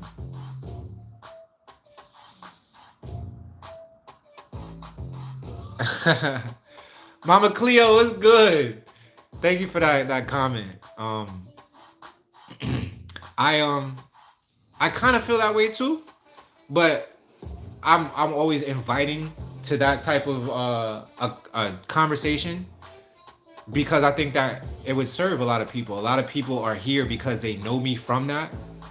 Like I didn't start a YouTube until way after, you know, I was on her channel. And so, yeah, I feel like that's always going to be present.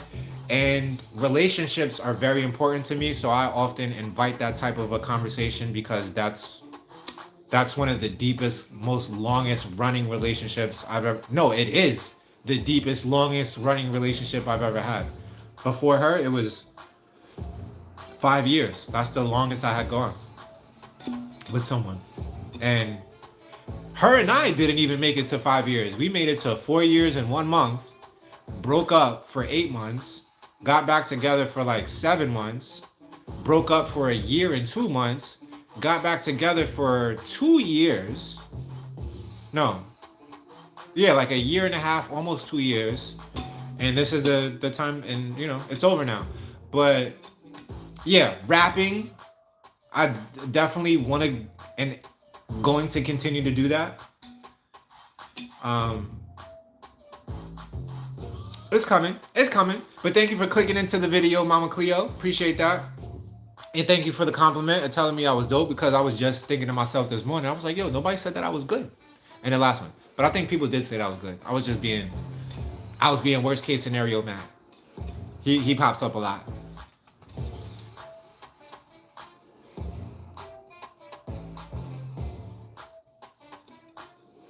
Think about what I want as opposed to what I don't want to happen for them. You're spot on with that, Unseen. You are spot on with that. Because what I do want is for their mom to be happy, which encompasses the fact that one of the things that will make her happy is a happy, healthy, productive relationship with a quality gentleman. And that's going to mean that he's going to know my daughters and probably have a relationship with them. And what I want that relationship to be is a good one. I won't give any time, effort, or energy or thought process to the opposite of that, because that gives me homicidal homicidal thoughts. And I don't want to think homicidal thoughts. I don't want to have to kill nobody. And I am 100% sure death will be had if somebody does anything that they shouldn't be doing to my children. There is no other reason to hurt somebody on this planet. So I digress off of that. Let me release that energy.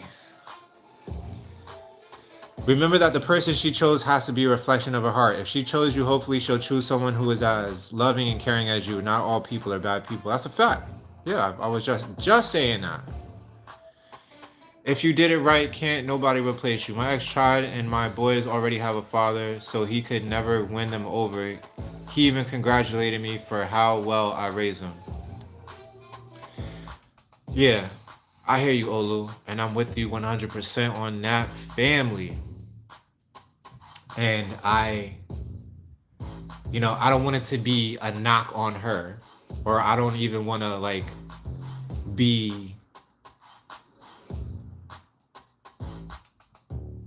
a fucking egoist about myself, but I know who the fuck I am, and I know the only thing any dude is gonna have over me is fucking bread. That's it. That's the only thing any dude is ever gonna have on me. Or, maybe he might be a little bit he might be a little bit more handsome than me. You know what I mean? There are dudes in existence that I will admit he might be a little bit more handsome than me. But that's it. That's it. And it's gonna be hard. It's gonna be hard to do that shit. Trust me. Maybe not the bread issue. It's going to be harder as time progresses because I'm making that moolah. I'm getting to the money. You know what I'm saying? Not a millionaire, but once I have $1 million, it's gonna be hard. It's gonna be hard. No, it's gonna be impossible. Let's say that. It's gonna be fucking impossible. I'm tooting my I'm tooting my own horn on that. But I digress. Thank you for letting me pull that out of my bag, Olu. Appreciate that. Cause if you wouldn't have had said that, I wouldn't have been able to say that shit.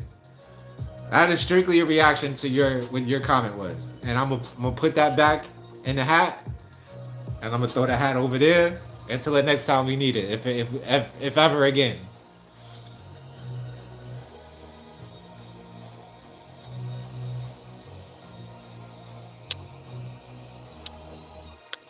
Oh, word, Sequoia used to. Oh Lord, but you might not have ever did the hot comb. I used to do the hot comb in high school all the time.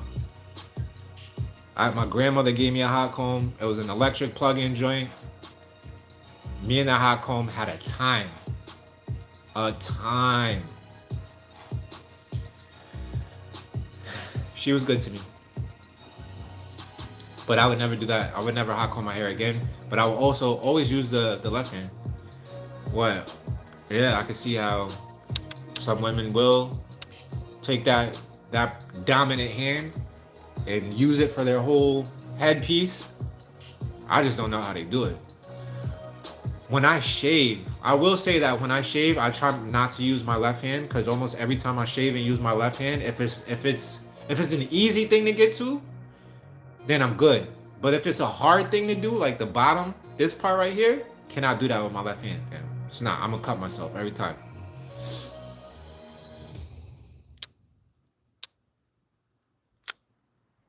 Question: what is the one main biggest thing that bothers you when you think of another man in your children's life? Physical shit. Let's just say that. Physical shit. Like,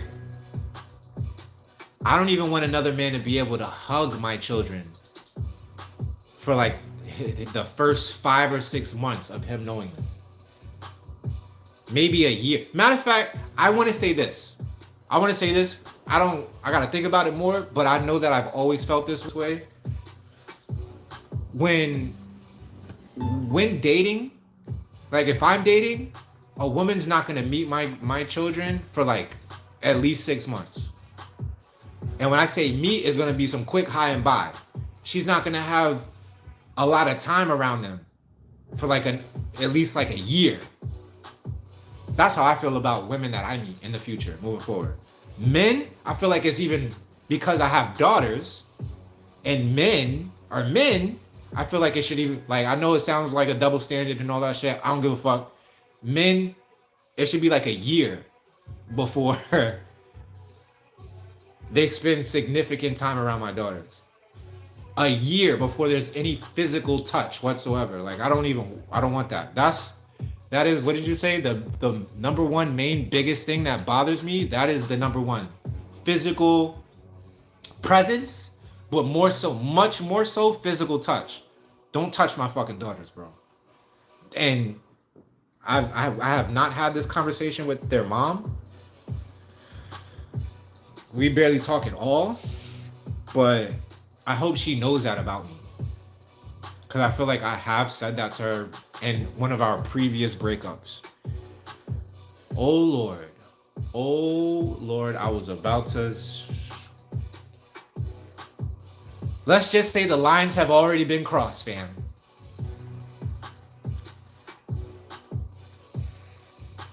And I digress. But that is, I hope that answers your question, because I don't like that shit. I don't like that shit at all. And I don't even care. I don't care if it's wrong. Let it be wrong. That's how I feel. I'm going to stand on it until I have a revelation otherwise.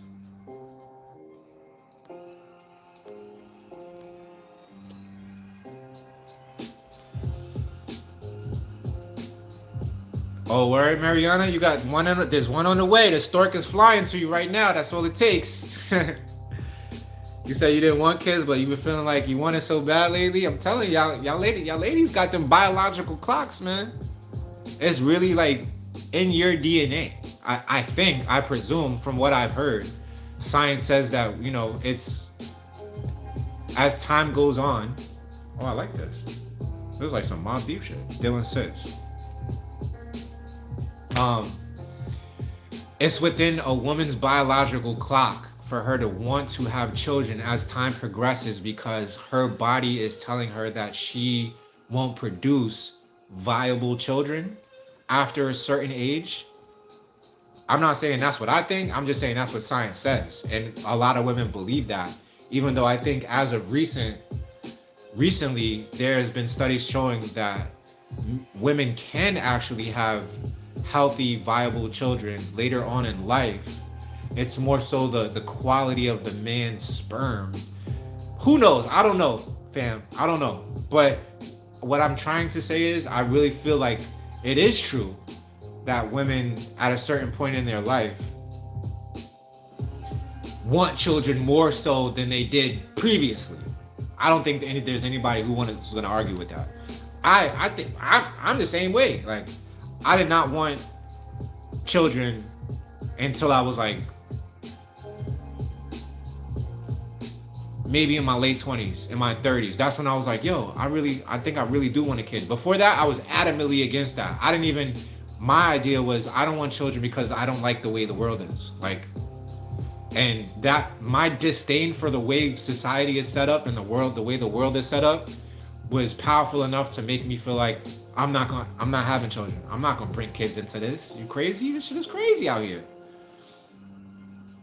But yeah, shout out to you and yours, Mariana. I hope you know whatever it is that you truly want, you get. Pedagogy is literally my job, and Adam, my partner, doesn't know kids at all. I think I have a hard time listening to his perspective, so I have to grow on that. Oh, so yeah, start asking him questions. Whenever y'all at dinner and you feel like there's a good segue, or whenever, like, just don't hit him with it as soon as he wake up. And maybe don't hit him with it if he's tired or hungry. Hit him with it when you know he's feeling good and he can like go into his body and his mind and give you answers that he can stand on. Ask him about what his perspective is on children, having children. What is he? You already know. I don't gotta tell you. Do you sometimes feel that because you started YouTube after V, you're an imposter? Oh, hell no. Not at all. Because some people be acting like you are. Like, YouTube is exclusive to those who know no one else who doesn't. Not at all, fam. Not at all. I actually, before I met V, I did have one video on YouTube that I just posted to see if it would work. Because in my mind, you couldn't film a YouTube video on your phone and then upload it. Like, it just didn't work. Every time I tried it before that, it didn't work. It would take an hour to upload the shit. Cameras wasn't even all that good. So I kind of always wanted to do YouTube, just never really thought of it as like, this is what I'm doing. Like, that didn't happen until V and I got together and I saw her do it. Mind you, she only started her shit like a week before we met. Say all that to say, when I saw her do it and edit her videos, I was like, man, I could really fucking do this. Because a lot of times what we would do is her and I would sit down and watch other YouTubers. And I would always say to myself, yo, this shit ain't even entertaining. I know you like Shorty. I don't like what Shorty talking about. This shit is mad boring. If it's really this easy, I should fucking do it. But because we already had our pause, since she already had her thing going, I was comfortable participating in that way. Either being just a cameraman, I would jump in every once in a while, say my little thing, but it was her thing, and I was so comfortable with that because I thought in my mind we were together forever. So what's hers is mine, what's mine is hers. That was our mutual agreement. Boy, oh boy, was I wrong? But yeah, nah, hell no. It ain't like that at all. I do not have any imposter syndrome. I feel like, let me digress because I'm about to say some shit that people will catch feelings over.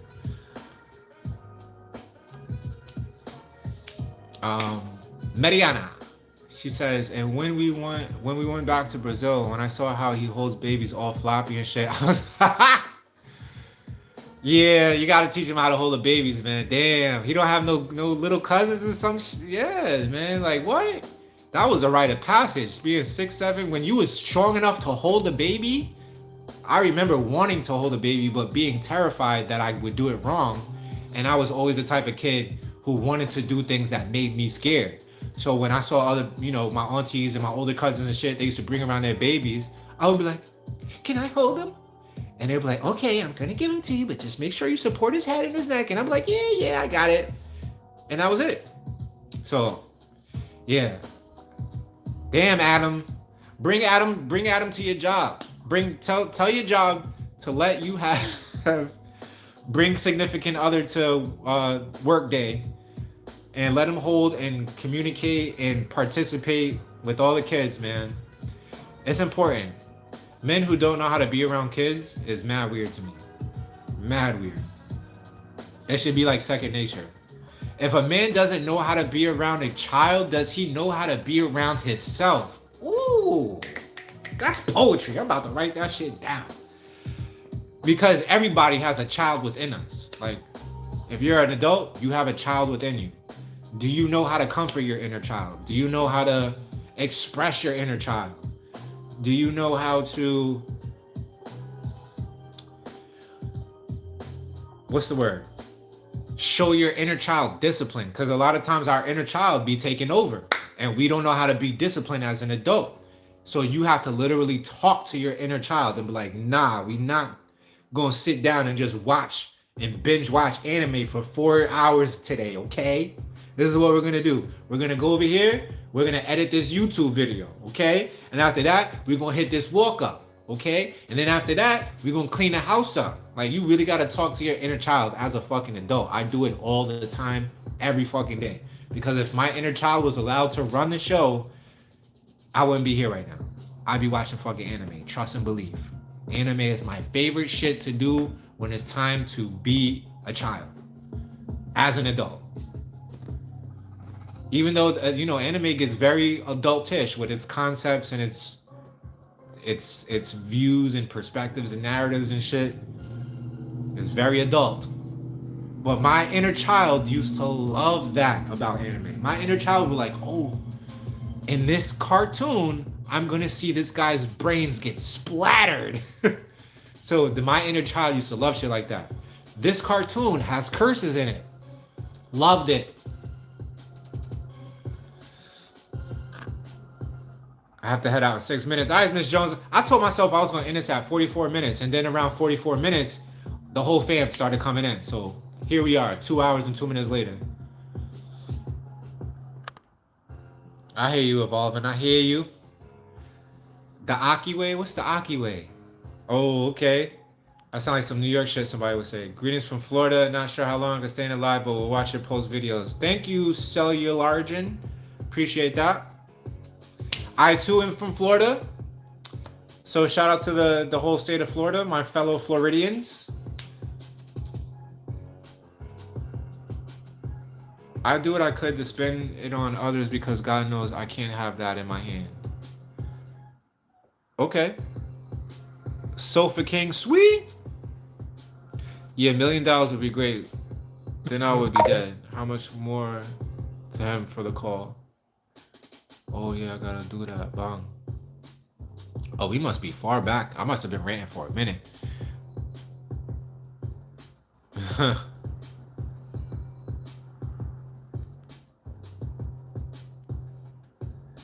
Oh, facts, Mrs. Jones. You're right. Women do weird shit to kids too. That's facts. That's a fact. That's a fact. That's a fact.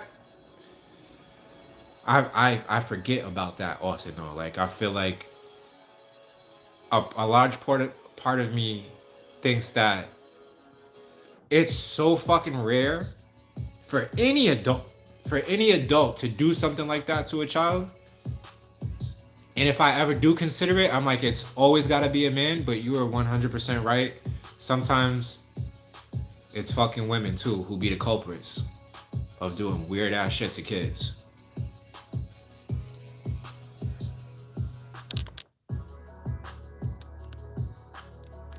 You already know, Sequoia.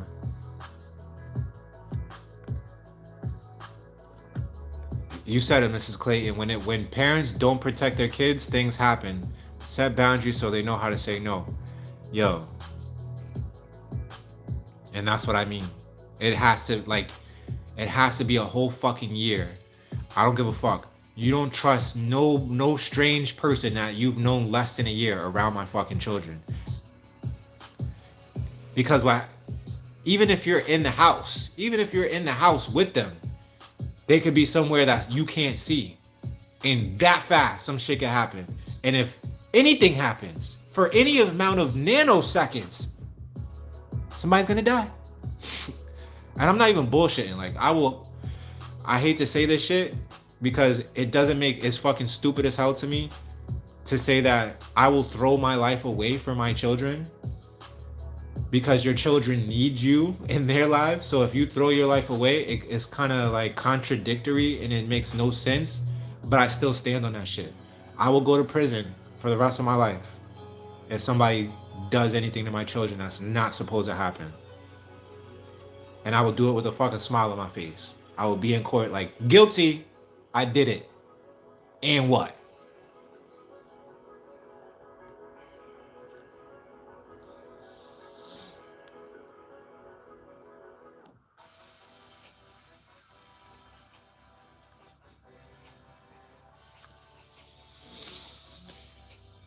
Kimmy Lux, what's up?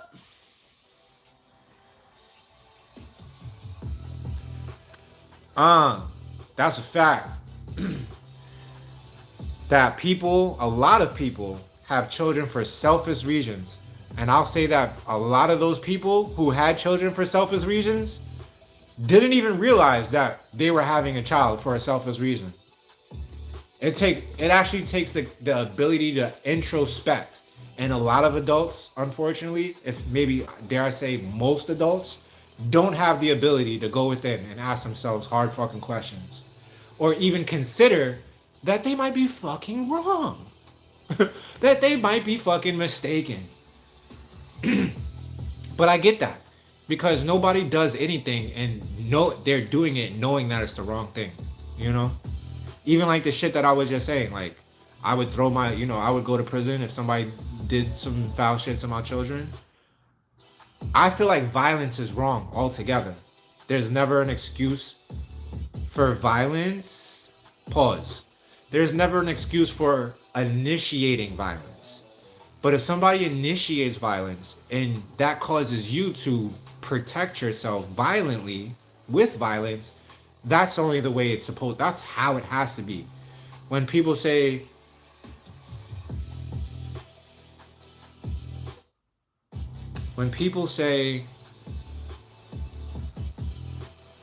what am I trying to say? Like, there's a difference between being nice and being harmless. I feel like every one of us needs to be dangerous. We need to pose a threat on other people. If you're fucking harmless, people are gonna walk all over you all fucking day. I learned that the hard way because my name is Matt.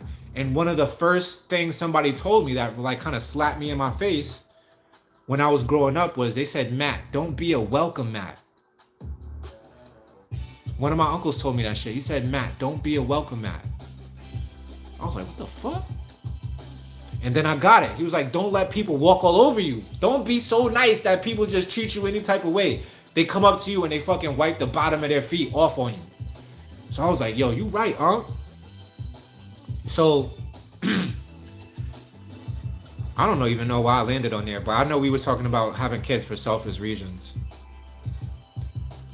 But, yeah, because I was talking about most people can't accept the fact that they're wrong. And then I was like, I can accept the fact that I'm wrong and still do some shit. Like, still take action, even though I know it's wrong. So, I was just trying to reconcile that whole thought in my head about people can't really accept the fact that they're wrong. Because I am a person and I can accept that I'm wrong. But definitely, I agree with you, Kimmy. A lot of people have kids for selfish reasons. They think that kids are going to complete them. They want kids to, they're lonely in their life. So they feel like once they have a kid, they'll have somebody who could never leave them. A lot of people are like controlling or narcissists. So bringing a child into this world, they feel like they can control and have someone worship them for the rest of their life. Wholeheartedly agree with that.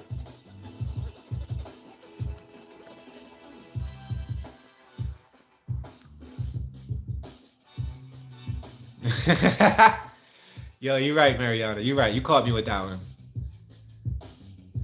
But I guess the difference is when I'm telling you to bring Adam around other people's kids, it's like because you work, that's your job atmosphere. So when you bring your significant other around other people's kids, he's gonna be interacting with them in a way that's not like intimate. Like he'll just be talking to them. He might slap fives. Like when I was with those kids at the park yesterday, every time they did an exercise, we was slapping fives. Like that. Like that's as far as I would take it. But that's what I know you know what I mean. Like it was funny that you pointed that out, but yeah, like men having an intimate atmosphere or being in my daughter's atmosphere intimately. That's what I mean by like not bringing men around children. Like I don't want that. At least until like I said, or is old enough to know that this is goonish, creepish behavior that this man is exhibiting, and if he continues, I'm going to gouge his fucking eyes out. That's the type of time I want Aura and Lumi to be on. Like they're fully capable of fucking some shit up. And I will, as soon as Aura's ready to hear it, I will give her that speech from I think that every dad needs to have with his daughter. Is like the eyes are the most vulnerable place on a human's body. If you feel like a man or a woman is in your space and you don't want them to be in their space and they're not listening when you tell them to leave your space, gouge their fucking eyes out. Take your thumbs and fucking dig their eyes out. Like that's the type of time I'm gonna have Aura on. Take your hand, make it as hard as possible, chop them in the fucking throat. Bop! Right here. Gone. Done. A dude, kick him in the nuts, you know what I'm saying? Hit him right in the testes if you have to. Sometimes that don't take dudes out. Like a dude could kind of weave that. But if a dude is like in your, or a man or a woman is in your space and they're not listening to you when you tell them, look, I'm uncomfortable with the way your proximity to me, gouge their fucking eyes out. And I will make sure you are totally fine. I will chop up the body, hide it in fucking different locations. You will never go to jail for that. You will never have to worry about police finding out. Just so you know, call dad as soon as it happens. And I will bring the chainsaw.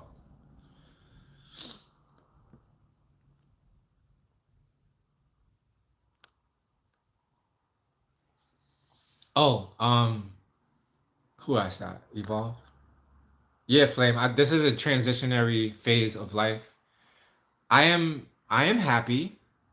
I am also depressed in a way. Depressed that shit unfolded the way that it has. Um, depressed that I can't be there for my daughters the way that I want to be. So there's a lot of that, like sadness, depression, anger, anxiety. That's all there. But I also find large portions of my day where I feel happy. Like right now, I feel fucking happy because I have community. Like this is dope. And I get the endorphins from working out. I get endorphins from being around my dad because he could not be alive right now. Or he could still be on, suffering with substance abuse, but he doesn't. He's not. Um, I always find ways to be grateful, which feeds my happiness.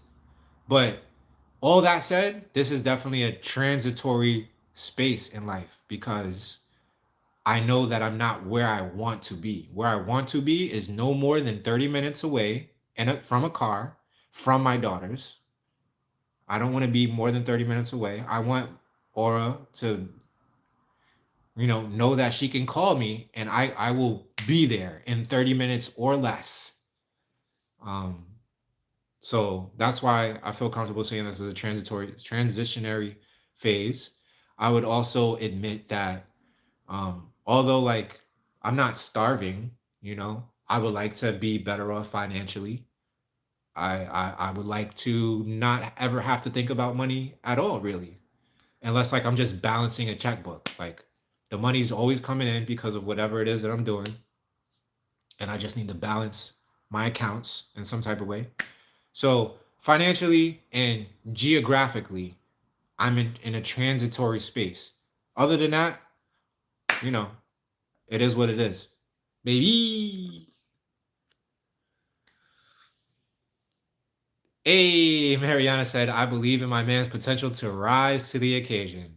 Oh, puns intended or puns unintended? I believe in him too.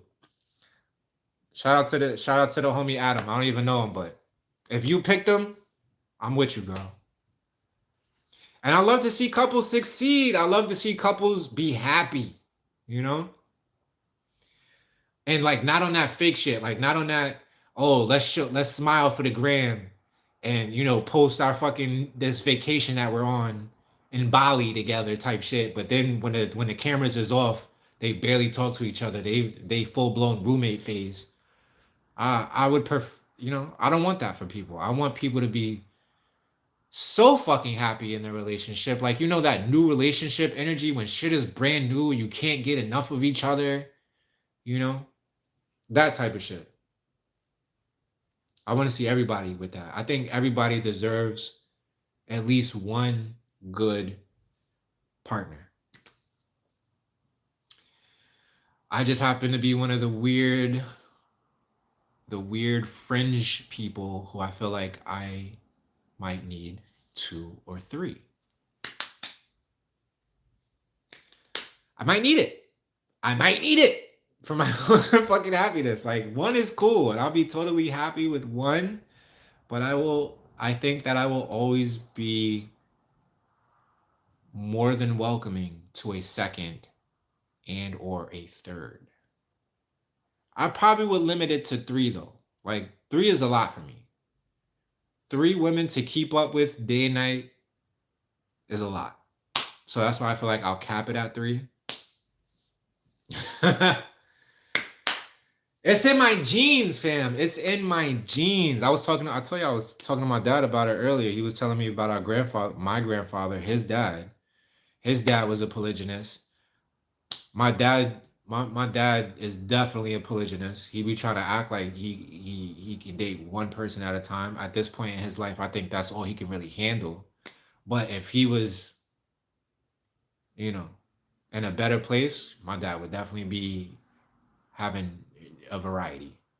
And who is to say that shit don't go back for hundreds of years in my ancestry? So it's not like I'm copping out like, oh, it's in my genes, but I really feel like it is in my genes, and it's a valid reason why I feel the way that I feel. And I've known this for such a long time, since middle school. It is what it is.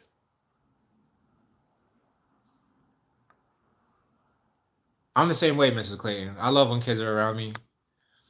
It makes me feel like a little kid. It's this weird feeling you get when kids like you, you feel cool. Like that's how I feel at least. I'm like, oh, they're not scared of me. They want to be over here. They want to be around. So I must have good energy. I must be like a cool dude. Like, you know? Cause I know when I was a kid, I wasn't going around. I wasn't going around nobody who they vibe was off. I did not. Nope. Was nowhere in proximity to them. But when kids do that to me, it makes me feel good. It's like dopamine hits little kids. And they're so cute too. Little kids are so cute with their little voices and their tiny little arms and tiny little legs. I don't know how anybody looks at a little kid and is just like mad. Like how does seeing any little kid not automatically brighten up your day? I don't know. Especially healthy kids too. Like I could imagine if I saw a little kid and they weren't like doing so good physically or like yeah, just physically. Like even if a kid is sad, I'll still be happy that they're okay physically. But when little kids are not doing okay physically, it does make me fucking sad. And I wish I could like heal them. I wish I had those Jesus hands, so I could just lay my hands down on them and say a couple words or something, and like their cerebral palsy or whatever the fuck goes away. Their muscular dystrophy, shit like that. Oh my god, that shit is heartbreaking. Serena, welcome. Serena popped in after the 2 hours. TCB was good. Cuzzo. Facts. That's why we cousins.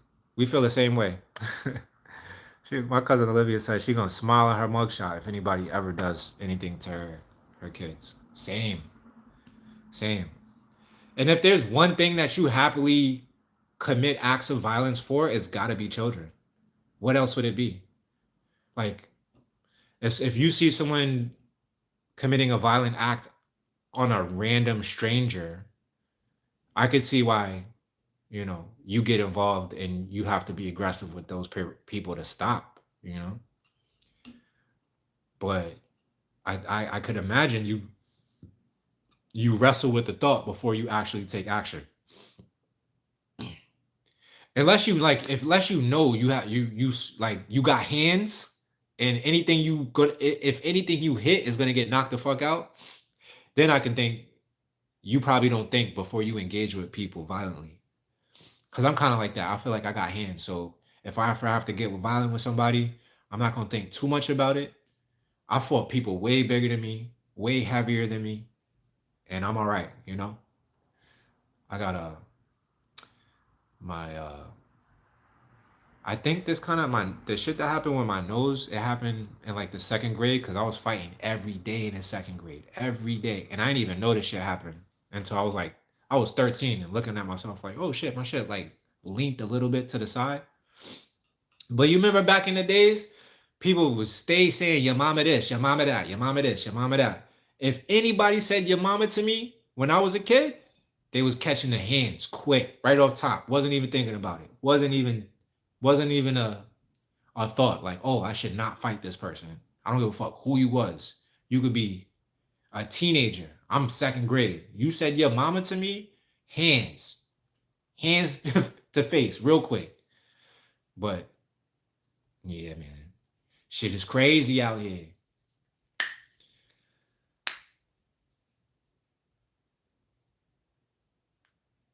Yeah, Serena, I hear you. I felt that way for a long time. A long time.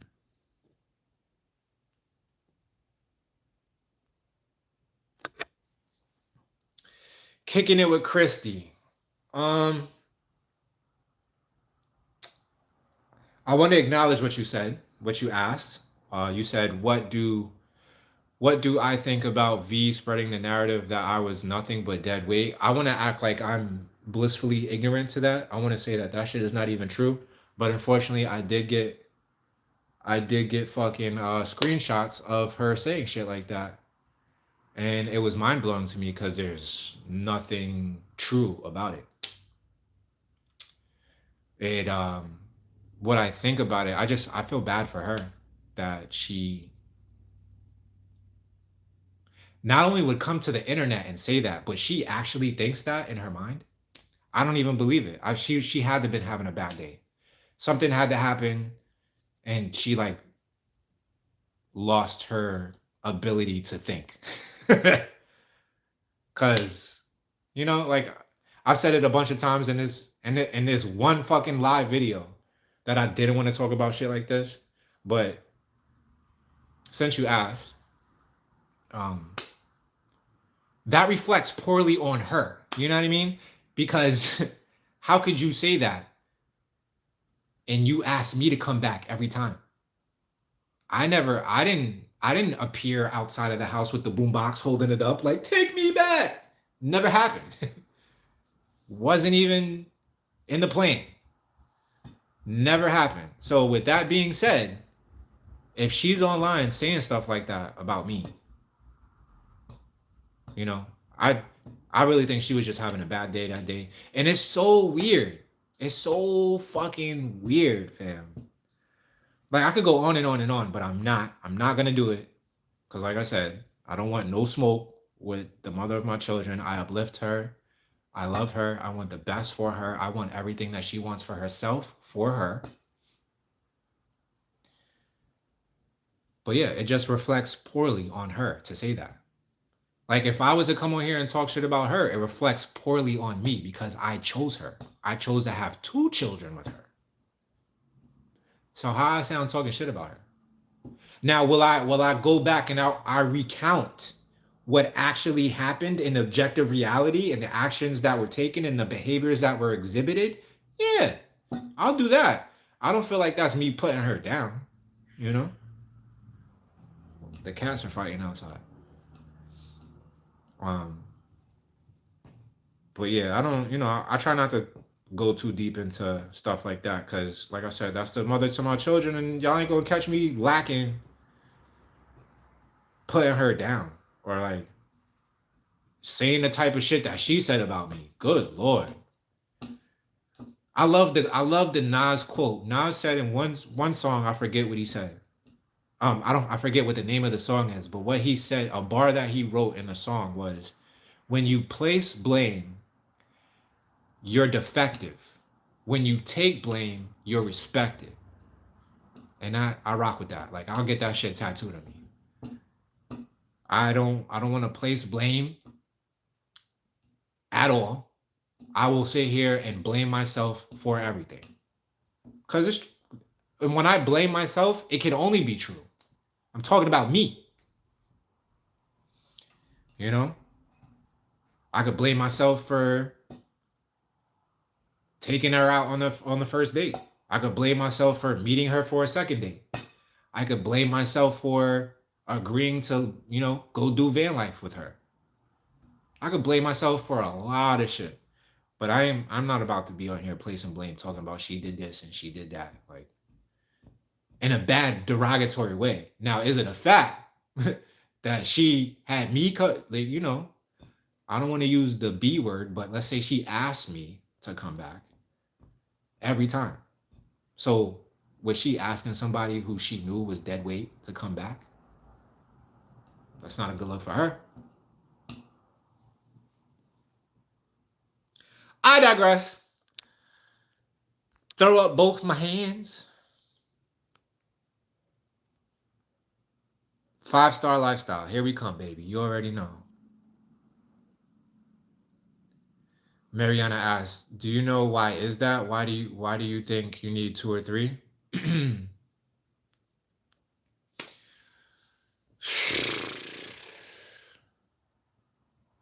I mean, let my cousin tell you, it's because of testosterone. But before he ever even told me that, it was I just feel in my bone of bones, my heart of hearts, that I wouldn't be satisfied with one.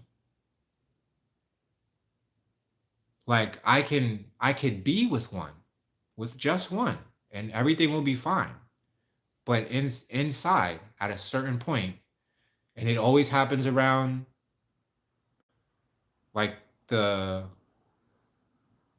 you know, when I've practiced monogamy, even though I've always been outward about polyamory, but practicing monogamy and just being around one woman for a large amount of time, I've never been in a relationship where the woman isn't like clingy, and not like in a bad sense, but like clingy in the sense that she just wants to be around every day. When that starts to happen and a year of that has transpired, I'm not happy with it. I'm not happy with that situation. And I dare I say need something new to make me feel like myself. And it's dope that we're talking about this now, because now this begs the question, can I not even be by myself? That's what that begs the question of. Am I happy if I'm by myself for the rest of my life? And that's something that has to be reconciled, because I want to tell you, yeah, I want to tell you, I'll be perfectly happy being alone for the rest of my life. I don't need nobody. Don't need no other, let's just say no woman, because if I say no other person, people will take that weird, the wrong way. No other woman. Do I need a woman in my life? Like I said, let my cousin tell you scientifically, a man needs a woman in his life to keep his testosterone up. Not only another a woman, but he needs multiple women in his life to keep his testosterone up. And if his testosterone drops below a certain level, he will die, most certainly. Early death. Okay, that's what science says. Before I knew any of that fucking science, I just knew the way I feel inside, the way I think, the way I maneuver, the way I respond. I'm always the happiest when I have the tender, loving, caring attention of one woman at least, and I'm at like my peak self. I'm the most mad when I have like 2 or 3 girlfriends. I know it might rub people the wrong way, but fuck all that. Like that, I stand on it. I stood on it in my last relationship. She agreed. She agreed with me from the very beginning that this was a thing, and she did not frown upon it at all. She actually wanted to participate in it with me, and that's why she got chose. That's why I went on that second, third, fourth, and that whole relationship happened is because we had that understanding from the first date. I brought it up on the first day. I said, "Look, this is who I am. I know I'm this way. I know you might not like it. If you don't want to get down with the get down, you don't have to. But this is who I am. Do you concur? Do you agree?" And she was like, not only yes, she was emphatically, is that the word? Emphatic? She was emphatically agreeing with the whole idea. And that's why I was like, you're the one.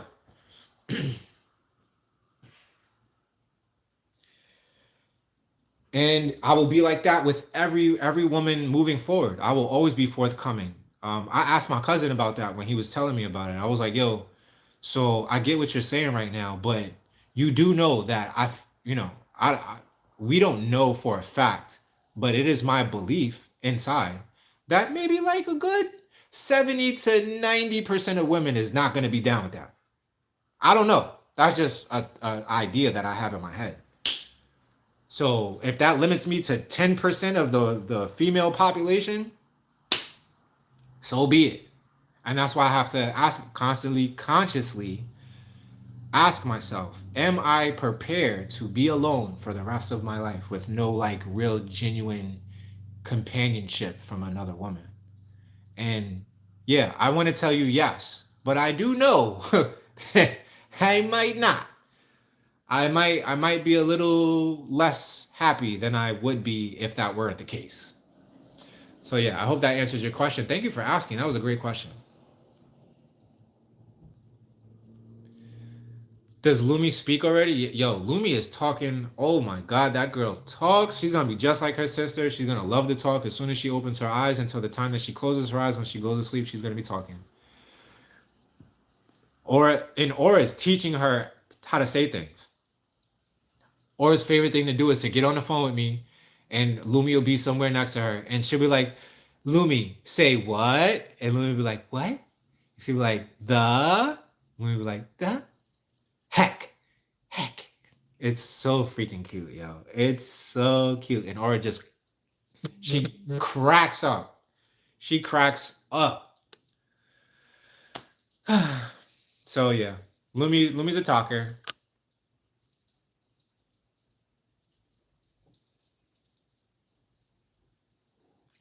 Marilyn Clayton asks, would I want my daughters to have a man in their life that has different partners? Just curious, have you thought about that? Yeah, I thought about that.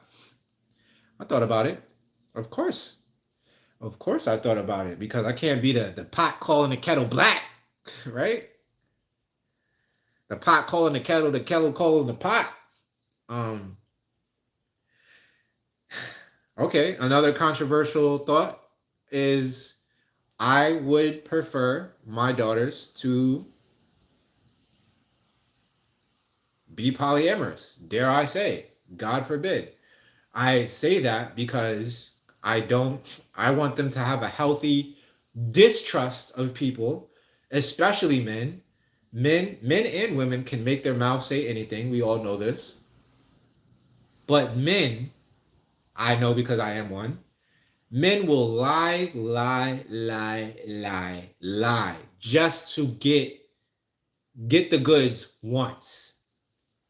So when I say I want my daughters to be polyamorous, I want them to not place their eggs in one basket, if you know what I mean, so to speak. I want them to know and acknowledge that no human being can belong to another human being. Especially men. Men like to think that women belong to them like as a possession, as a trophy, as a notch on their belt, a fucking ribbon on the lapel, you know? I don't want my daughters to be that. I want them to be fully independent and not need another one, another man or another one for anything.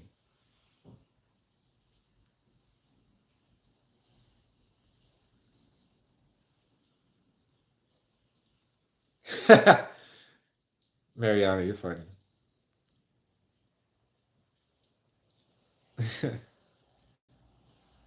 Do I believe in demonic possession? I want to say I don't believe in demons.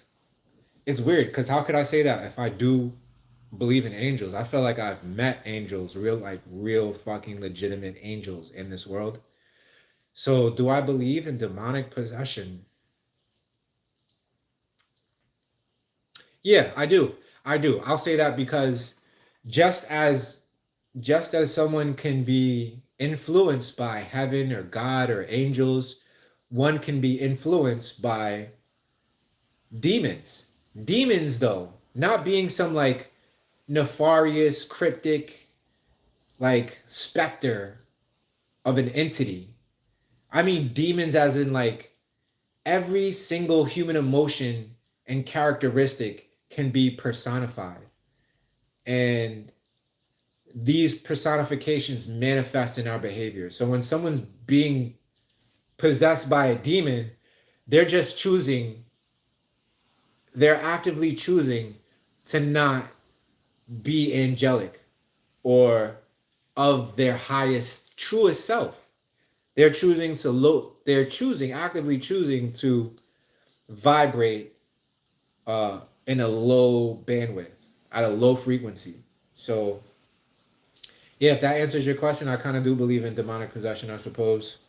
But like I said, not anything like spooky, just people choosing to act fucking evil.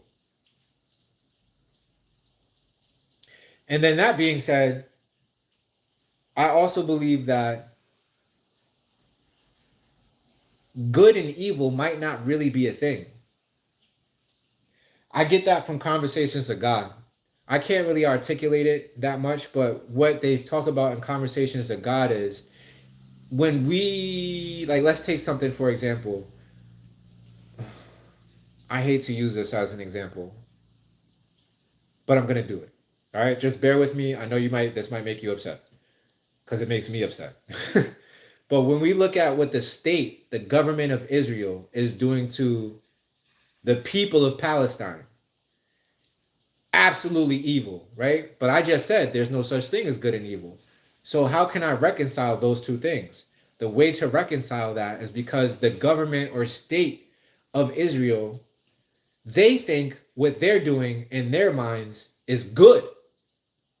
They don't think it's evil. They think evil is not doing what they're doing.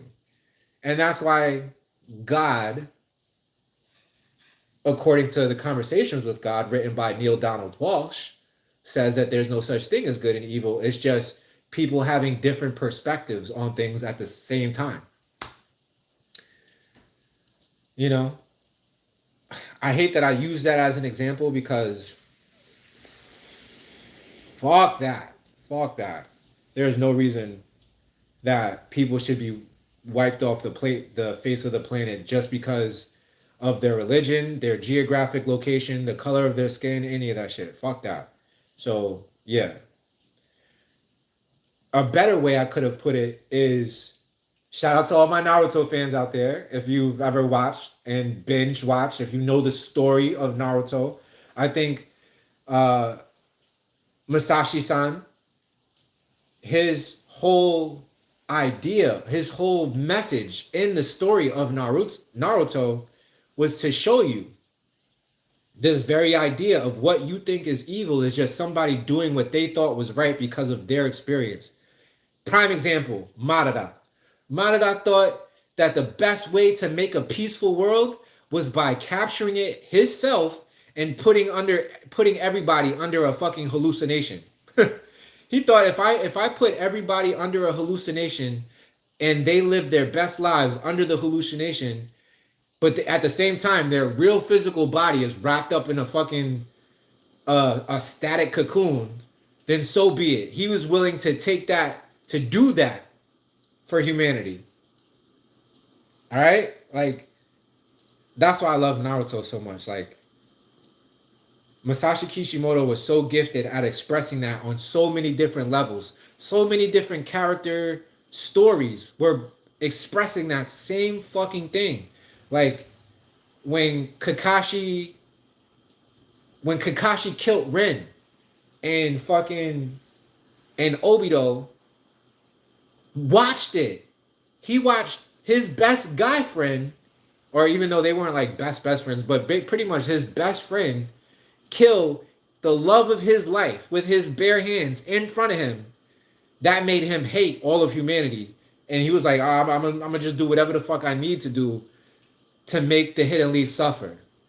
Because the reason why Ren was killed is because she was a Jinchuriki. Man. I don't want to have to tell y'all the whole story. Just go watch it, man. Just go watch Naruto and you'll see why the fuck I'm talking about the shit that I'm talking about right now.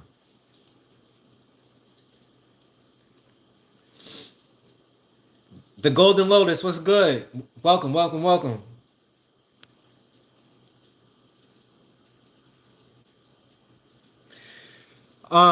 Evolving Flame asks, even though I want polygamy, do I support monogamous relationships? So I want to clarify, it's not polygamy. It's polygyny. Polygyny is a little bit different than polygamy.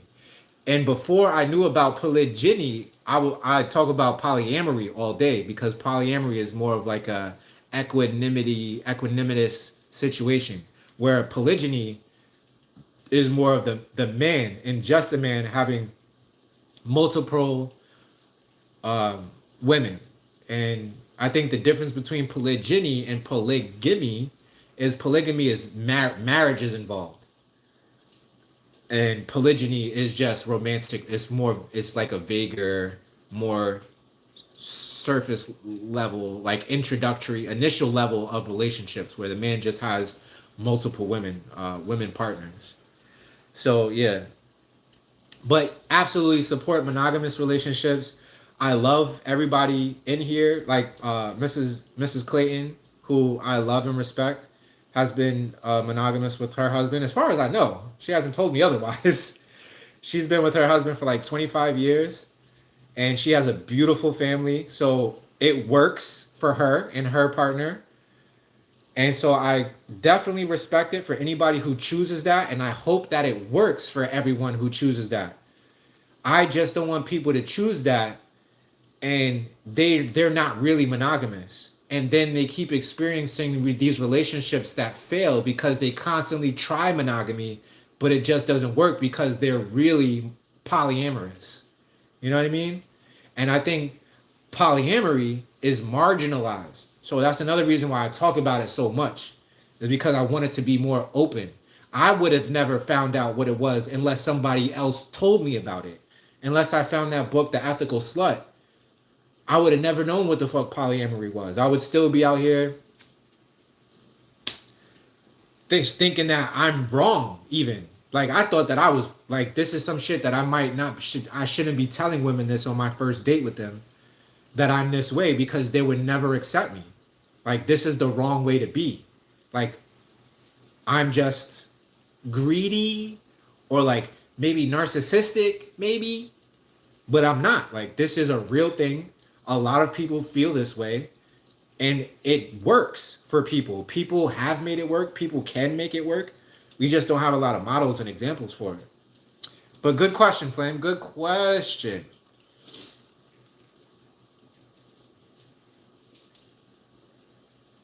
Exactly that, Mrs. Clayton. That's exactly why I feel like your relationship works, is because you know, you understand that. It's important for every individual in the relationship to have their own, like, separate hobbies, not be up under each other all the time, and also make time and energy to uplift and support your significant other.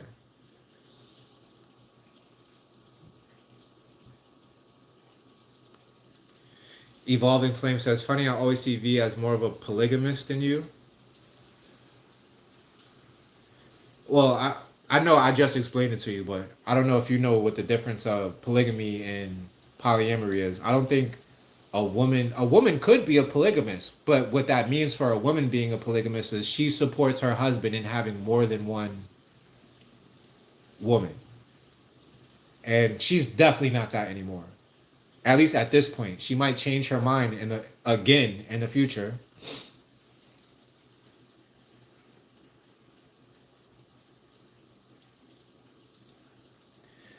That's what's up, Sequoia. And that now that you say that, that circles me back to what I was talking about when I first started this live, which none of you were here for. I was pretty much talking to myself. But uh, my cousin, who I've been talking to a lot lately, and I respect him greatly, told me about a story that he knows about prehistory, where women were superior to men. They were more intellectual. They were smarter. They were stronger. It was just a society run by women. It was a matriarchy, and because of that, he says that's why women till today have a higher proclivity to be romantic with other women, and it's more of like a fringe thing with men. Like, the worst thing you could tell a man, a straight man, is that he's gay. But it's more accepting with women. Like, women often have their first kissing experience with like another woman. So I don't know. I said that from what you said, but also to let you know that I think that it's more common for women to enjoy other women.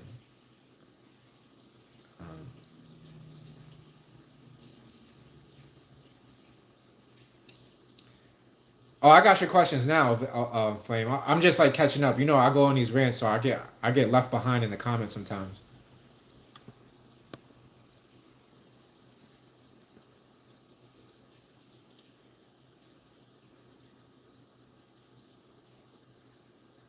Yep, I agree with that, Mrs. Clayton. You said Mrs. Clayton says she got advice from a lady that said that she was hurting her daughters if she didn't let them date several people before they get serious about one, and that's a fact. I mean, for me, that is my belief, that you need to have multiple experiences with dating other humans. You know, like, yeah, I've never dated a man because I don't want to. I've never been called to, never felt the need, or like, but like, women, like, maybe women should try out if they like other girls, unless it just makes them nauseous. Like, I can't, like, I'll hug a man, especially my dad. I've hugged my uncles. I kiss my dad on the cheek sometime, but like, never had no. When I dap dudes up, I dap them up with this arm. I hug them with the other one, bam, and like, I make sure that my pelvis is tilted back, because I don't want these the danglers to be in close proximity with each other. I know that sounds weird, but that's how fucking I think about it in my head. I think every man, when we give each other hugs, we all like tilt our pelvises, like we lean into the hug, so it's like a chest to chest hug, but like nothing below the bottom of the chest is anywhere near each other. So yeah, I think that yeah, definitely girls and boys, when they start coming of the age of dating and being interested and the opposite sex or whatever sex that they are interested in, they should definitely have multiple partners, and dare I say, make it normal for them to have multiple partners at once, because especially when you're young, they should be able to articulate and express to whoever they're dating that, look, I'm 17. I'm 18 years old. You might be the one for me for the rest of my life, but not yet. Like, I don't think anybody should take anybody seriously, super serious, until you're at least like 25, 26. Like, when am I going to let Aura start dating? Like, she's going to be interested in boys or whoever she's interested in for a good minute before she actually goes out on a supervised date. Like, I'll go pick your boyfriend. Y'all go pick your boyfriend up and I'll bring him to the movies. And like, y'all don't have to sit right next to me, but I'm definitely going to be sitting close enough to see what's going on. Oh man, life. Oh God, I can't believe I'm gonna be there one day. But yeah, I just want her to look at it objectively. Like, don't think that, because I remember I thought that when I was in middle school, when I was dating Jackie Boyle, there was a time where I thought me and Jackie Boyle was gonna get married. You know, we used to play that game. What's it called? MASH. We all played that fucking game. Like, who you're gonna marry, how many kids you're gonna have, what's the wedding gonna be like, you know, all that shit. So yeah, I was under that spell for a long time. I thought that even with this one, with Delilah, in the very beginning of that relationship, I thought she was the one forever and ever. And if I ever had to exercise my polyamorous bones, it was going to be with her. With her. Like, we're not actually going to bring in other women into the relationship, but definitely experience other women with her.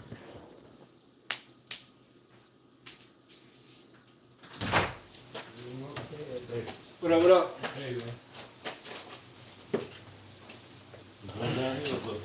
I gotta get off this live, man. This live has been like 2 hours and change already.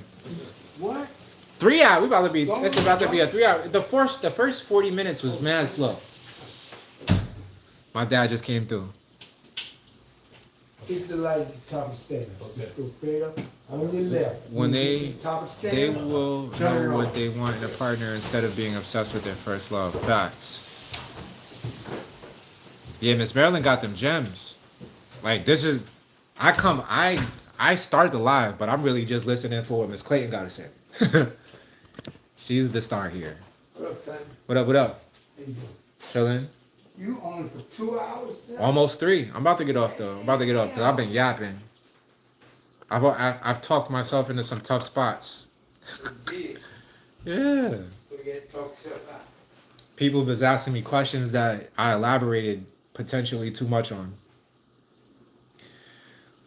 All right, Flame, here we go. What if the woman you want are in a polygamous relationship with want to be with other men because they want more attention from you, but your attention is shared, so they, yeah, no, that's fine.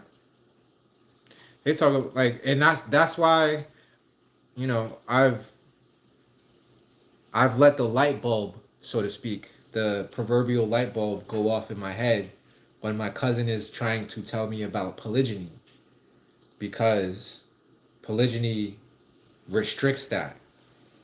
According to him, when women are with other men at the same time they're with you, the men are increasing their the woman's testosterone, and the woman could be bringing unbeneficial characteristics, behaviors, and situations into your life.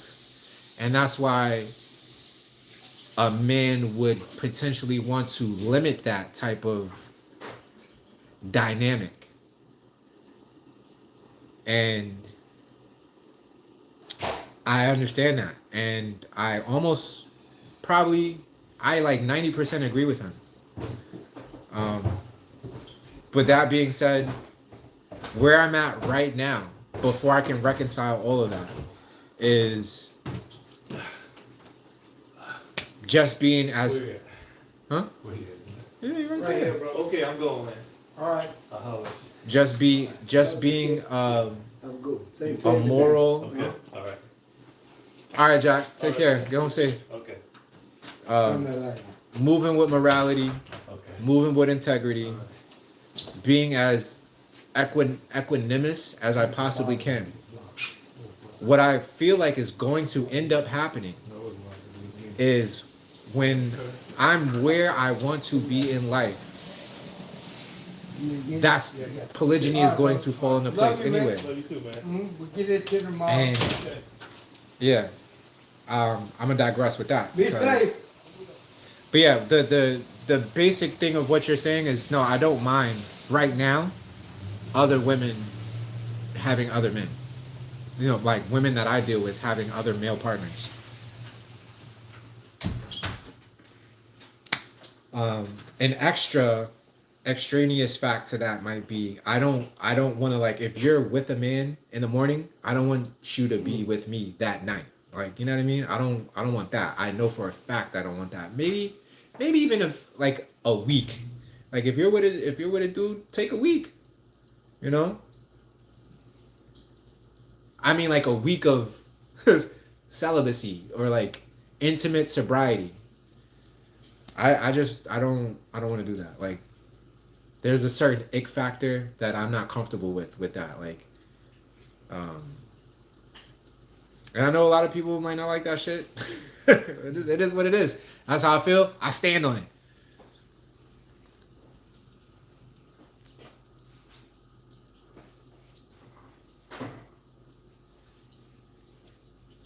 There you go, Happy. Where you been at? I was like, yo, I'm gonna just be on here until Happy comes and then I'm gonna get off.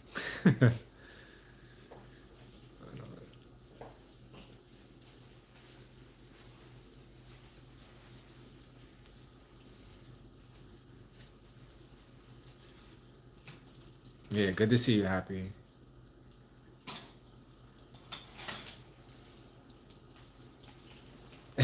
She said the danglies.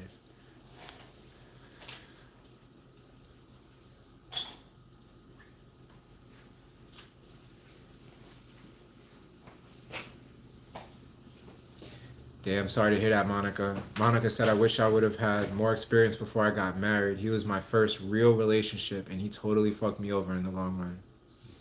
That's how it happens. But let that be, I don't even know. I was going to say let that be a lesson. Like, it's not already a fucking lesson. But you know what I mean? Like, if you go into circles such as these, or you're in a circle with your girlfriends or your children one day, you know, share that experience with them. And I think that speaking from experience is the best way to speak from.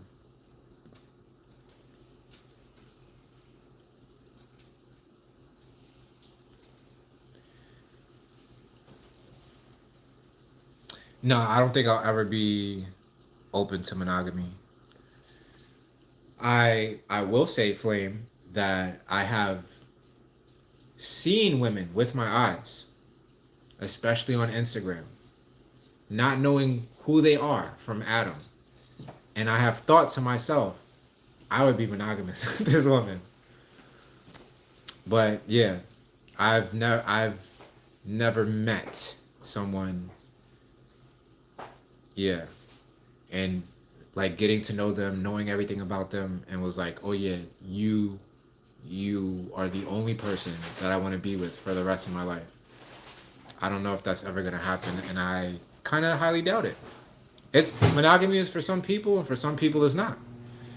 Just like, you know, being homosexual is for some people, and for some people it's not. You know, it's the same type of a deal.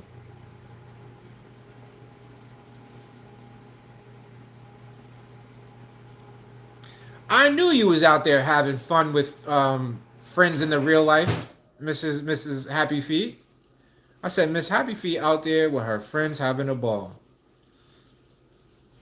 She ain't got no time for us in the chat today. But yeah, as you can see, I've been on for 3 hours yapping. Y'all went out to eat, huh? No, that's food from that 40th anniversary. Oh, somebody had an anniversary? Yeah. That's what's up. 40 I years. sick of them most group that I came on Sunday sometimes. Yeah. They had the 40th anniversary. They've been doing it for 40 years. Nah, that's a fact, Mrs. Clayton. Most people don't find, well, some people don't find love at all in a whole lifetime. And I am keenly aware of that.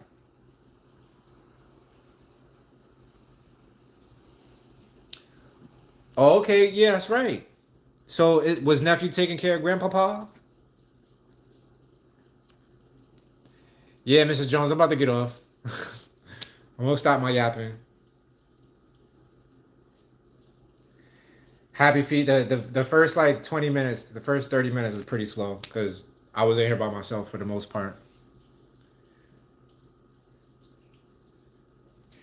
Question: me wanting to be in a polygamy relationship again? It's not polygamy. Um, but yeah, and that type of relationship is not trauma based. It might be. What behavior that we exhibit as humans as adult is not trauma based. If it's not trauma based, then what's the antithesis of trauma? It's like a happy experience. So with that being said, and that being the thought, that being part of the equation, me being polyamorous is based both in my trauma, part more specifically my mother wound since I lost my mom at 3 years old, and also based in the happiest moments that I've ever experienced in my life. Um, the first one being probably in the seventh grade, I think it was. The seventh grade, I got to make out with two girls at one time. And that was the illest shit of my illest fucking moment of my life. I remember that shit. And yeah.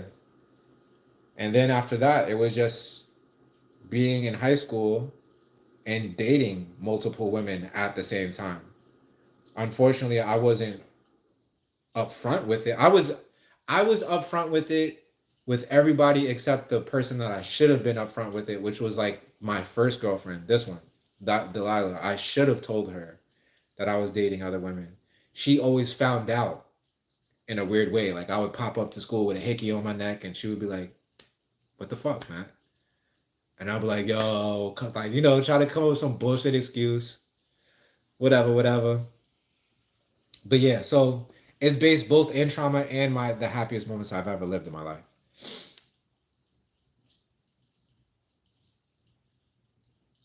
And by that I mean you didn't decide this because of heartbreak or something. Um, yeah, I think I answered your question with that.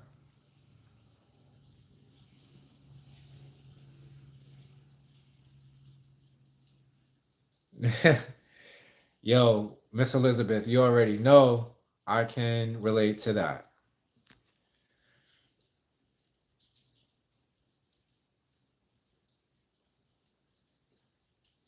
Oh, I'm sorry to hear that. I think we talked about this. You're just jogging my memory, Happy, that your granddad passed away in September last month. I briefly remember us talking about this. Yeah, I remember. Aubrey, what's good? Good to see you. All right, I finally made it to the bottom of the comments. Now I'm at the bottom of the comments. I'm gonna do my best to not hold you guys. I think there's a double standard when women want to be in a polygamous relationship. I have no desire to be in one, just making observations. Uh, well, again, polygamy is the definition of polygamy is one man married to multiple women. Polyamory is just romantic relationships with multiple people. Polyandry is when one woman has multiple husbands. Polygamy is somewhat similar to polyamory, except if you're being open and honest and integrity with polygyny, it's Polygyny. That's polygyny. If you're being openly honest in a polygamous relationship, you are a man, you're dating multiple women, and you are telling the women that if they want to continue to date you or be with you, they cannot be with another man.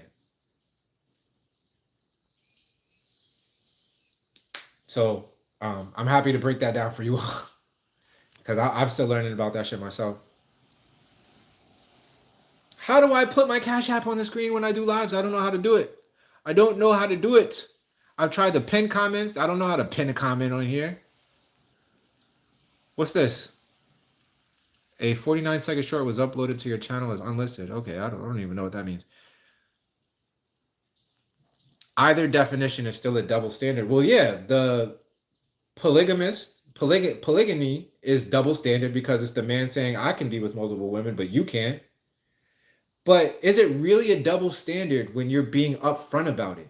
If you're getting consent from the other person, it's not a double standard. A double standard is saying, do as I say, not as I do.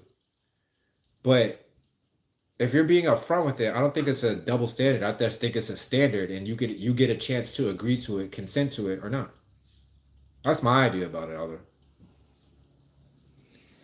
Yeah, how do they fucking do it? How do we do it? I don't know. Chat filter, community moderations. Yep, I don't know how to do that. What's this? Start a poll, start a Q&A. That's not it. It's all good. Laura Jackson said, I need a chart for all of this. Oh, make a sign and put it on the wall. That's a good idea, Evolving Flame. I just really feel like I'm panhandling at that point. If I have a sign that's like somewhere in the vicinity, that's definitely panhandling. Not that I'm against panhandling, because I've done that before. I've gone on a train and rapped my verses and asked people to put money in my hat. Like, so I'm not above panhandling, but I just never considered it doing it for this channel. That being said, thank you. Who was it that said that?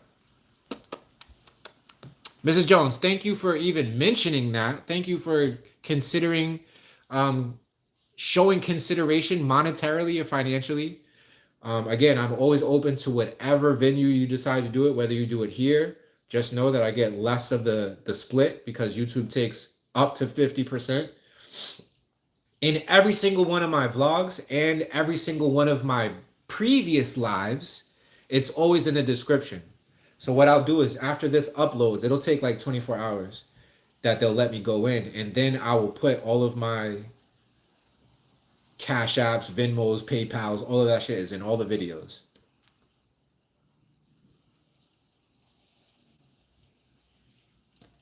Yeah, that might be it, Flame. I might have to download like some third-party app and put it up there.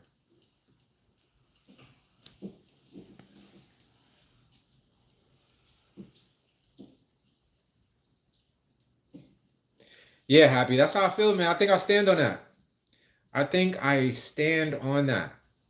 I need a week of you I need a week of you brushing your teeth and scraping your tongue before you come try to put that shit in my mouth. Facts. I know it don't sound like a lot of people's like, yo, that shit sounds just like the most double standard, ickiest, stupid shit that I've ever heard, but I stand on it. Like, I don't know what to tell you, fam. That's just how I feel about it. Type it in the chat and click the message, ellipses, and pin the message. But I can't type anything in the chat. I don't know how to type anything. They don't give me the option to type anything. Unless. Nah, that ain't it. What is this? Start a poll. So let's say instead of making a poll, all right. Nah, that ain't it. That is not it. I ain't even gonna do that. Can I get back? Done. No, I don't want that. Delete. Bloop. What's this? Start a Q&A. Nope, that's not what I want. Bloop. All right. I don't know, man. Like, I definitely want to make it easy for people to donate monetary things and finances to me because we all would love that. But it is what it is. Until the time happens. Nothing wrong with your views as long as you're honest with people you're involved with. No, that's a fact. Honesty is my one thing. Thank you for that, Mrs. Clayton. Appreciate that. Mrs. Clayton, you're always the realest. So what do I do with this? Not can I oh, I can pin it. Boom. Look at that. God is good. Yeah, I take pride in being super honest. Radical honesty is my shit. I don't like to, because I personally cannot stand being lied to. I hate capital H, capital A, capital T, capital E. Hate lies. I hate being lied to. I don't give a fuck if it's the inconvenient truth, if it's the hurtful truth. I'd rather have it. I'd rather have that than a convenient lie any day of the week.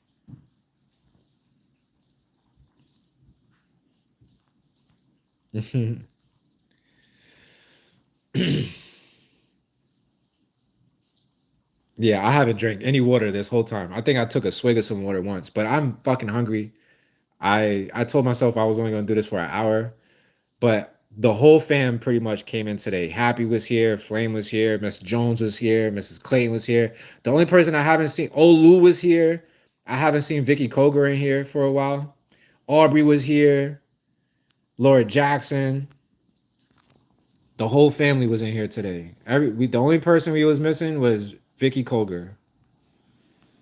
So it's all good gravy Dale. I'm sure she's got things going on.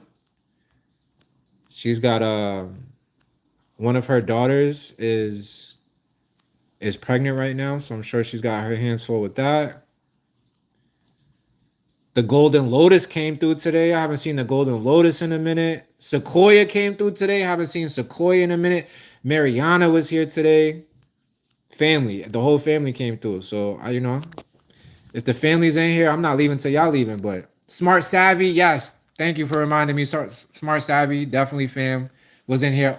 That being said, the membership is launching soon, and YouTube gives me the opportunity to gift membership to people. So Happy, definitely getting a membership. Smart Savvy, definitely getting a membership. Flame, Aubrey, you will all be gifted. Mrs. Jones will be gifted. Anybody that's given to me in the past will be gifted. You won't have to pay for it. I don't know how it works. Hopefully I can give it to you for like a few months and not just one. But the tiers are gonna be. It's gonna be.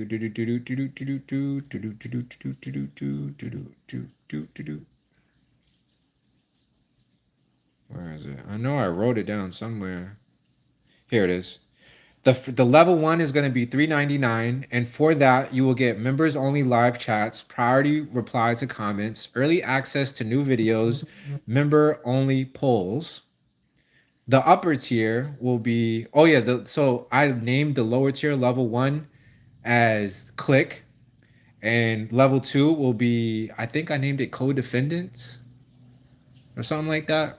I forget. But it's going to be $9.99. And you will get perks, all the perks from the previous levels, loyalty badges, emojis, member shoutouts, member only shorts, member only live streams, member only videos, which means I will have a lot of work to do once I launch the membership, because I want to keep you guys in the membership. Oh, Shia Goth is going to be in there. So yeah, all of that's, it's in the works. I just have to make sure when I launch it that I am ready. Oh, who gave me the 5? Thank you, Evolving Flame, for the 5. Love you, family. My friend Autumn just texted me. What happened to my membership? I got you, Autumn. So yeah, I'm gonna get off. I'm not gonna hold you. Thank you, everybody, for clicked into this video and joined me. Thank you all for watching this on the replay. If you are watching it on the replay, remember to like the video if you like to have real conversations about real topics If you love freedom, if you love critical thought, please like the video. Consider subscribing if you choose. And I will leave you all with that. And let me go ahead and get my prayer out, even though I should know this by heart by now. Boop, boop, boop, boop, boop, boop. Boop, boop, boop, boop, boop, boop. There we go.